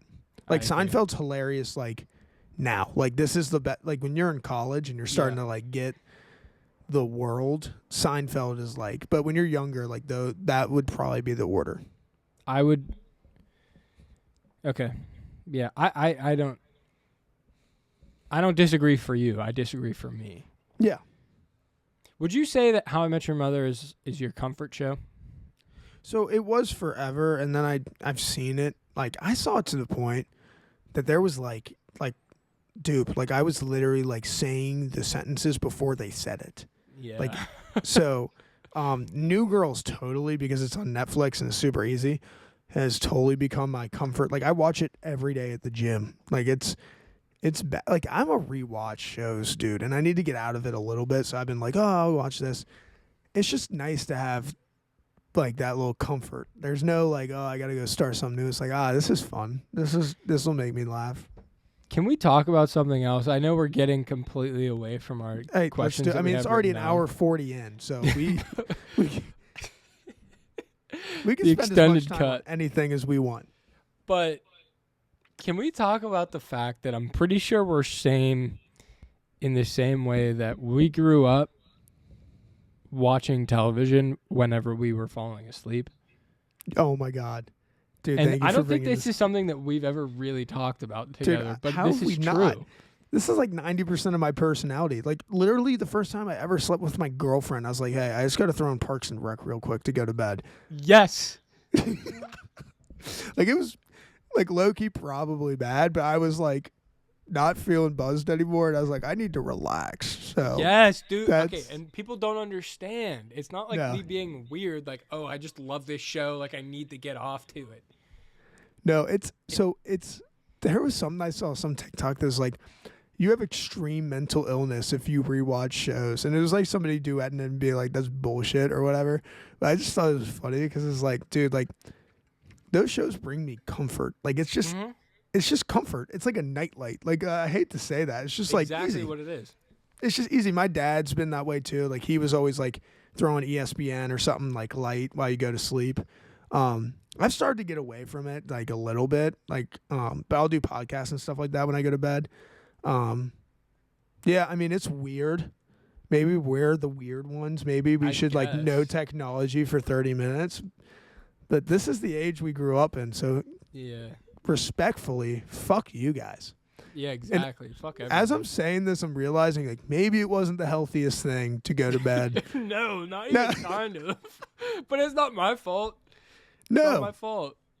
it's awesome. I don't even care. I'm zagging here. It's mentally healthiest if you're always consuming stuff and never no. But like it's not even like I can't be alone with that. That's not it. It's literally just like a comfort, and it's like, oh man, this is nice.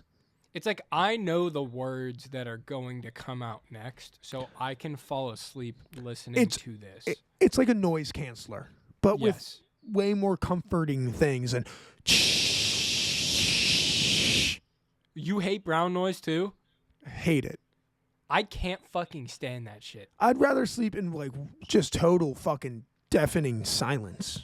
No, Then- I can't. I have a fan on at all times. And that's like the comforting thing. I hate that shit. Yeah, it's fucking butt. Anyway. Sorry I digress. We went astray there, but I think Alright. the silly ones we're allowed to disagree on. The next question, I believe, is who would win in a fight? No, you forgot the womanizer one. Who's the better womanizer, Joey or Barney? And it's not even close. It's not even close. No. It's not even close. First of all, all Joey's got is how you doing. Okay, How I'm not you representing Friends anymore, am I? Like, this doesn't count towards my overall score. Then good. Then you agree because it's I not agree. even. Barney's like the all-time womanizer ever.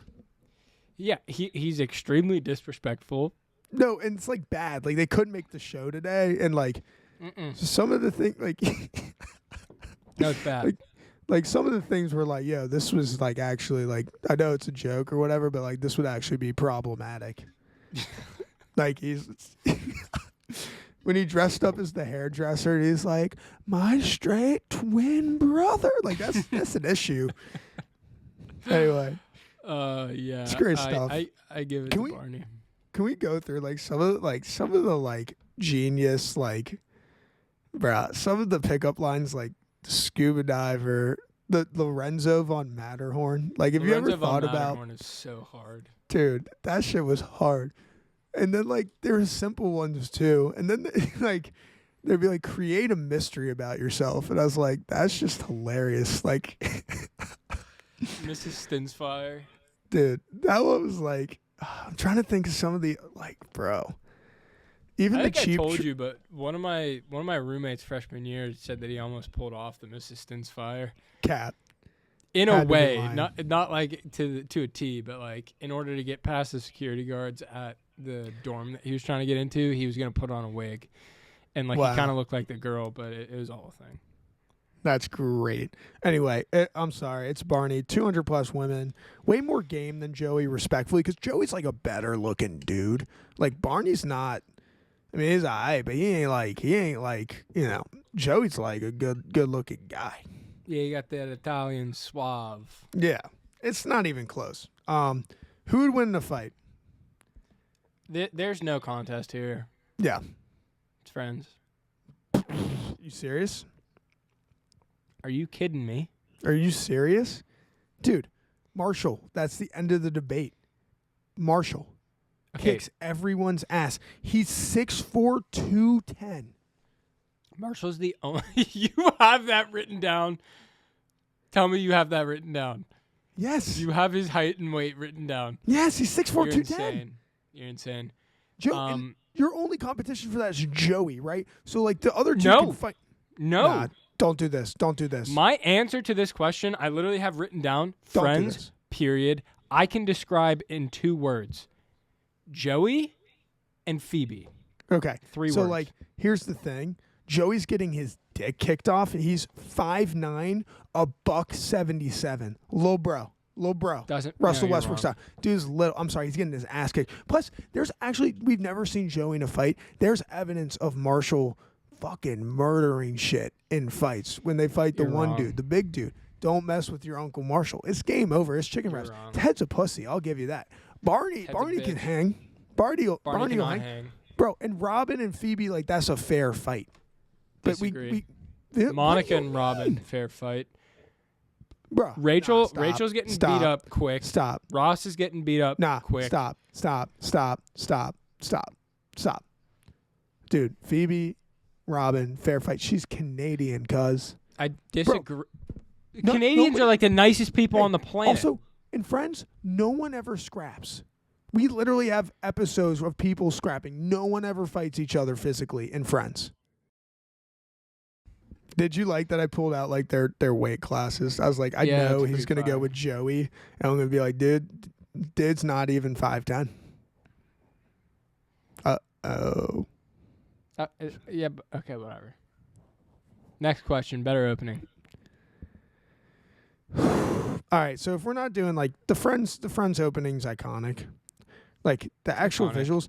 I will say this for that. Actually, here's what I'll say for that I Met Your Mother thing. The Polaroids are really cool. Like, it's really well done, and the song was created by the creators of the show, and is not annoying as shit. When you watch 5 straight Friends episodes, I'll be there for you. You literally want to punch the fucking screen. Disagree. The Rembrandts, you're rocking with the Rembrandts. Remembrance, yeah. Oh, is it actually the Remembrance? Remembrance. I think it's the Rembrandts, cuz. Pretty sure it's remem. I think it's the Rembrandts. I'm gonna challenge you here. You're right. It's Rembrandt's. Jesus. Don't even know your damn show. I like the like fountain- that How I Met Your Mother is short and sweet. Yep. But I'm I a short love and the sweet guy. fountain. Fountain's cool. Fountain's cool, and it's more iconic. So like whatever. Rubber Ducky's cool. Yeah, I mean, we can move on from here. Yeah, we're good. All right, this is a great question. What's a better number of friends in a group, 5 or 6? It's What 5. do you think? The correct answer is 5. Just because here's my great grandmother saying, if you can't count your friends on one of your hands, you don't have any. 5. 5 is the correct number. And I know where you're going to go with this, and you're going to go frat guy with it. You're going to be like, dude, the ratio's off. 3 dudes, 2 girls. Dude, That's we not got to what I'm kick them out. going. No, you're going frat guy. Just Not admit at it. all, You're actually. working door tonight. That's all right. That's you. Working door. That's how you roll. I disagree.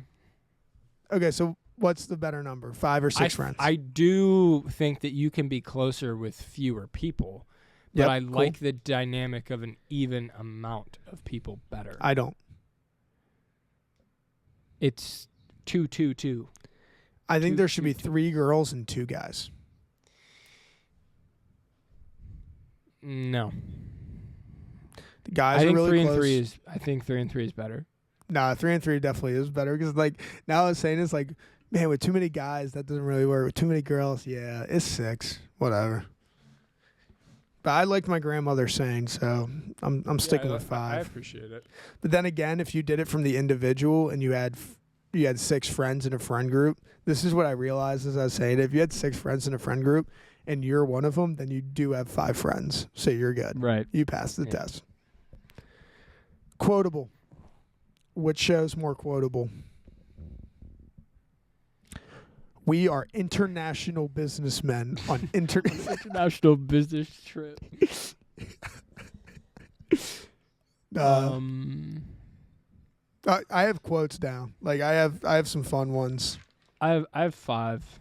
I have about that. So I named one. We are international businessmen on an international business meeting.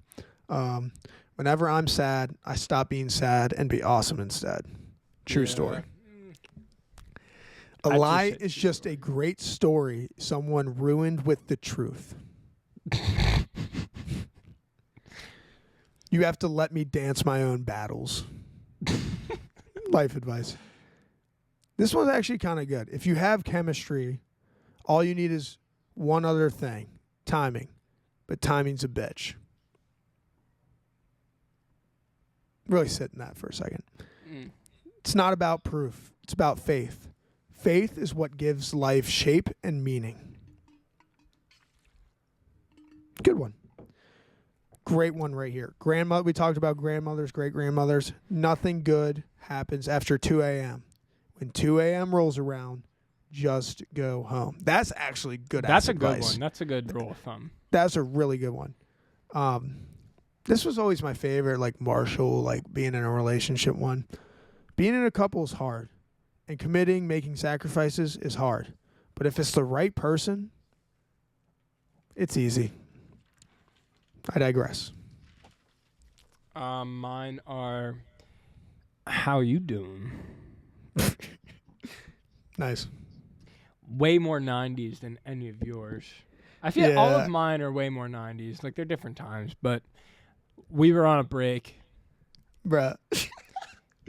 I hate that. Yeah. Respectfully. Pivot! Bro, this is... I think the next one is... are we really... I think we're going to get into, like, the Ross. Yeah, we got it. Anyway, continue your quotes. But, like, dude, even listening to it... Yeah. 7, 7, 7, 7, 7, 7, 7, 7. All right. For the viewers at home, I just put up a 5 in my left hand and a 2 in my right hand. Yeah, no, that it was a visual one. If you guys didn't continue. Last one. Could I be wearing any more clothes? Yours are like short and like they're funny, but like I don't know. I just feel like the How I Met Your Mother's got like it's got deeper ones for sure, and it's got like I don't know. I'm a How I Met Your Mother quotable guy. All right. Are we doing the 6, 7? I only got to 7, 8. I thought we had 10. Where are we? Better opener. 5's are more quotable. Oh, bar versus coffee shop. Better place to hang. Better place to hang, coffee shop. But I prefer bar, I guess. Yeah, I mean, I could do a coffee shop every day. I couldn't do a bar. And, like, if you were actually, like, had a job and doing work, like, I couldn't work in a bar. I like bar, though. But, like, I like the bar. I like McLaren's more than I like Central Perk. Perk. Well for How I Met Your Mother. It was cool. Like that's the ideal bar now. I'm like looking for that bar. You couldn't make friends in a bar, but you could make How I Met Your Mother in a coffee shop. Agreed. Maybe. No, you need the bar. Yeah. That's part of like the whole I don't think thing is the bar. Then. Some people say the bar is a character in the show as well. Yeah, that's fine. Whatever. Let's do it. Ted versus Ross, more insufferable. Do you want to take the first stab? I'll take it. Or do you want me to take it? I have something to say before that. Something to ask. Please do. Better Thanksgiving episodes? Friends. Yeah, okay. Agreed. Friends are like iconic. How I Met Your Mother's, there's some good ones, but there's some like low-key stinkers. Like when Lily's dad comes back, it's like, bruh. Yeah. Actually, no, but the slap part of it's kind of cool, but whatever.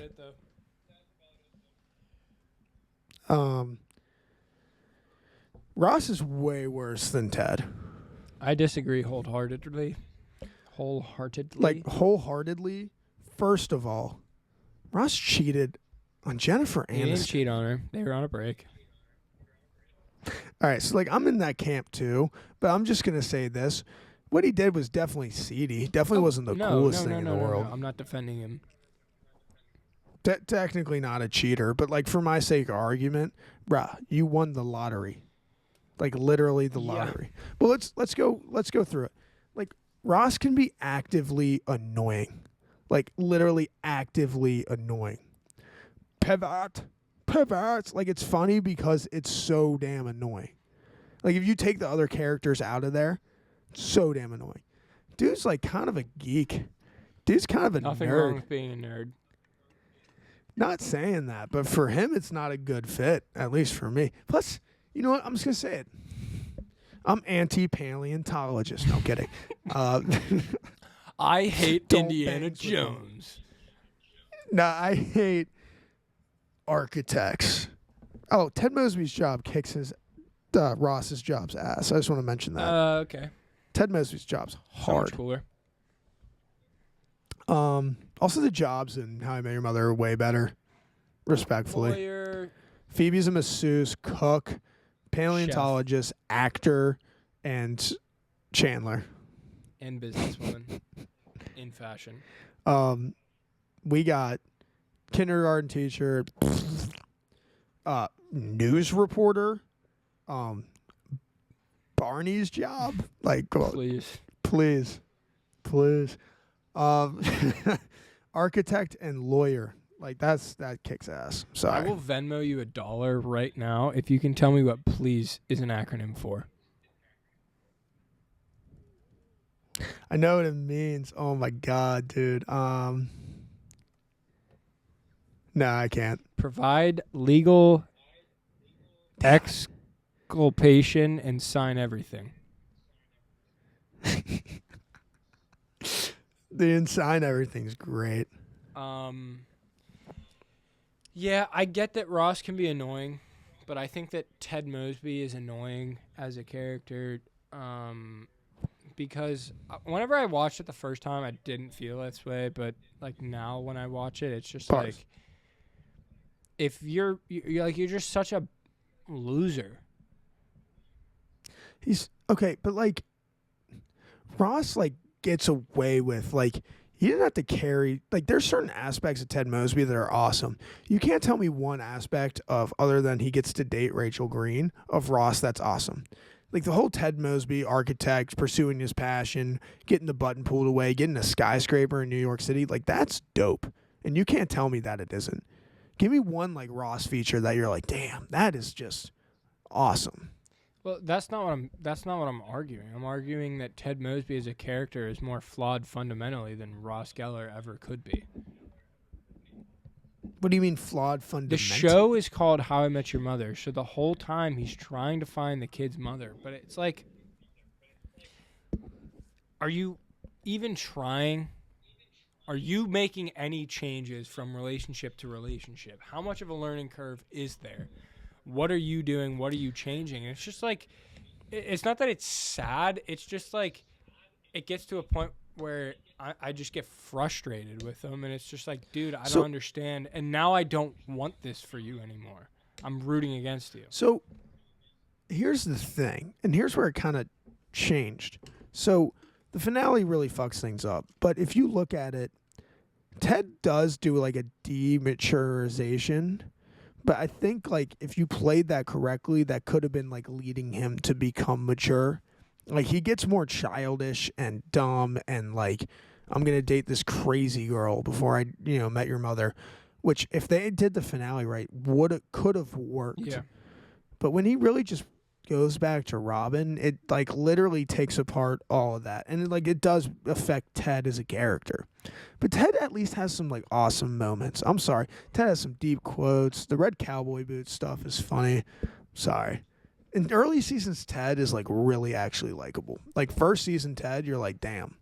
This dude's just a head in the clouds romantic. Yeah, but he doesn't match that energy. I know, but Ross is like almost never that likable if you really think about it. Other than the Rachel stuff, like literally. And half of that's on purpose, and like he's supposed to be like kind of the heel of everyone's fun, but like other than him having a monkey, that was pretty fucking sweet. Yeah. In the jungle, the mighty jungle. This is our magnum opus. I just want to let people know we've never done a 2-hour podcast. Yeah, this is a first. I'm ready to move to our last question, and then we can just have like closing statements fun because, you know, it's 6:37. Good. Worst sequel, Joey or How I Met Your Father? There's a right answer to this. How I Met Your Father. It's How I Met Your Father is the worst sequel. Worse. What? You thought I was going to say Joey? Did. No, How I Met Your Father is truly, truly awful. And I thought I'd have stats and like Rotten Tomatoes scored. No, like How I Met Your Father, the fact that they got a second season is a damn travesty. At least the idea for Joey's kind of cool. Yeah. That's it. I mean, I said this yesterday whenever we were talking about it. I don't think that Joey, the show, is really canon in the Friends universe, but I watched it. It was entertaining at certain parts, but it wasn't fucking amazing. I've only heard bad things about How I Met Your Father. It's like, poor Cheese. Like, the dude just keeps watching. Yeah. And I'm like, dude, you're literally watching for, like, cameos of just watch the old show. It's 9 seasons. It's awesome. Oh, shit. Like, don't, dude, because I was in for the first 4 episodes, and I kept trying to convince myself. I'm like, dude, here we go. Here we go. They got it. They're figuring it out. Nope. And, like, I like Hillary Duff, and, like, really a hot lady, respectfully. And I think talented. Lizzie McGuire, like, she's got it going on. I just don't think that show. I don't think How I Met Your Mother style show works in 2023. I agree. I think a Friends style show could work. You'd have to play it different. You'd have to, like, really be inclusive and, like, maybe have a lot more nuance. But I think, like, you could figure that out. I think, like, the bar scene, certain things, like, that's what made How I Met Your Mother How I Met Your Mother. Yeah.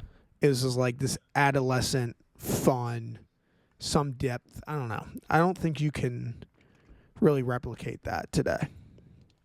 I digress. Yeah, no, I think that's good. So that's 24 damn questions. If you're not damn impressed, like, well, I haven't even taken my pee break. So, in the words of Winston Churchill, can you filibuster while I yeah, go I piss? can filibuster. While he goes to take a piss, all I'm gonna do is say how great my show is and how much his show sucks. Again, I do like both of them, but I think it's important to understand that no idea where I was going with that. Not a clue. I just started saying words. But yeah, I think that Friends is a good show for different reasons than How I Met Your Mother is a good show. So I think that they differ in the breadth of things that they go into. Something that we didn't talk about that I think is important, and that maybe I'll mention to LLSmoothBody, or maybe I'll just keep it like between you and me, is which one is actually funnier. And that's not something that we really talked about. Yeah. So we didn't. That was one of the fastest pee breaks I've ever seen. It's like right there. I didn't wash my hands. That was 15 seconds. Sorry. At most. Yeah. I had a full tank when I went earlier. No, I had like half a tank, but it was bothering me. Understandable. I just want to close out by saying this was really, really fun. And both these shows have brought in, I think both of us, if I can speak for you, like a lot of joy over the years. I think I'm a How I Met Your Mother person because it honestly is the first show I watched before Friends. Like, it's legitimately important to me as like a person. Like, it's like shaped a lot of like younger me, and then what I look for, and I don't know. Like, there's a lot of Marshall Erickson stuff that's like, man, the way they shaped that character early on, like the dude he is, I just always resonated with that. I'd like to be a dude like him. I also have some sides of Barney in me. Robin's really cool most of the time. I'd probably say whole you're most Patrice like thing. Lily Aldrin, though. Dude, don't you dare. Don't you dare. Can we just talk about Lily for a second? I don't even want to spend the thing in time to this- talk about her. She sucks that No. much. But we have to. We have to address the elephant in the room. Like, we hate her, like, for so many reasons. But, like, you son of a bitch. It's the worst thing. Like, it's bad. It's bad. I can't tell if it's the bad. execution, though, or if the character sucks. I can't. So, like, I like Allison Hannigan's, like, been in stuff that was cool. Like, she's an American Pie, and she's, like, an iconic band camp girl. Like, she's, like, there's, like, literally, like the band camp thing's a real thing. Oh, God. She's the worst. Like, not a good hang. Ditches Marshall to go to art school, breaks our damn hearts, and then the rest of the season's like they do this thing where it's like, oh, she's the mom. She just no, she's like breaking up Ted's relationships and being the worst. I digress. I got nothing to say, bro. She's so. I think we left it all on the floor. Like, I really think this is like Kobe's last game. I gave a full 48. Like, we gave 60 and just waved the fans goodbye. You ready to close this thing out? Ready. This has been the LLSmoothBody 2-hour great debate between friends and How I Met Your Mother. A lot of fun, a lot of laughs. Will I be at the bar Shandy Gaffs? That's actually a bar at Penn State. I just want to throw that out there. No, I will not. $2 drinks at Cafe 210 West because it's 210, so probably going to have What there. are you doing tonight? Bars, probably. I know what you're thinking. What's Sammy been drinking? This girl was smoking hot. Sorry, that's I from know How I what Met you Your think Mother. of what's Barney been drinking. That girl was smoking hot. Girl was smoking hot. Yes, I could have Yes, I could have nailed it, but no, I was one thing she is not. Okay. 10 would Actually, be just fine, but I'll I'd tell one rather be anecdote. dressed to the nines. There's a I'll truth tell one you anecdote. can't refuse. Bum, bum, bum, bum. Bum, Nothing bum, suits bum, me bum. like Nothing a suits suit. me like a suit. I could do that whole song. Season There's 5, one episode story I gotta 12. tell though. Fire episode. So it was like, this is a load story. It was freshman year homecoming, and we're at like some party or whatever. And Load comes running over, and he goes, I heard you were getting some of the guys together and you were going to do a rendition of Girls vs. Suits. And I double take and I'm like, dude, I've literally not mentioned that freaking thing the entire night. So, like, I don't know where you're getting this from. But it was so funny. Like, thinking back, I was like, he fully expected me to be like, you know what, we're And, in like, suits. he We're wanted going to it. sing. No, I think I could tell. Like, there was part he would have resisted. He would have been like, "Oh man," and then he would have been like, "Yeah, I'll lead." Can we talk about that night? I know we're 2 Yeah. hours in. We might as well. Yeah, Freshman year homecoming, you went with Lil T, right? yep. And then the after party, you went to that girl's house, right? I was Yep. there. Load was there. There's another person there. I was so extremely uncomfortable. And you know what the nail in the coffin was? What? All of my friends had a change of clothes that were already there. Like, you had a bag, like, prepared. Me. I know. My mom packed it But for guess me. what? You didn't What? change. You Yeah. didn't change in solidarity. And I really appreciated that. Wait, I did that for you? I don't think you would ever admit that you did it for me, but I think that you did. And I'm just going to keep thinking that you did it for me because it's cool. I'm going to be 100% honest. I loved wearing a damn suit. Like, I thought it was party Stinson's. Like, I'm not going to cap here. Like, I wish it was like a mistwist moment where I just gave it up for you. Nah, like, I literally was like, nah, I'm rocking my suit. Wingman I can wear. That place was That's so whack. Fuck me. This has been great. I don't know. I think we're going to get I think my cousin Daniel, if you've made it this far, dude, like thumbs freaking up. We're getting you a damn sweatshirt.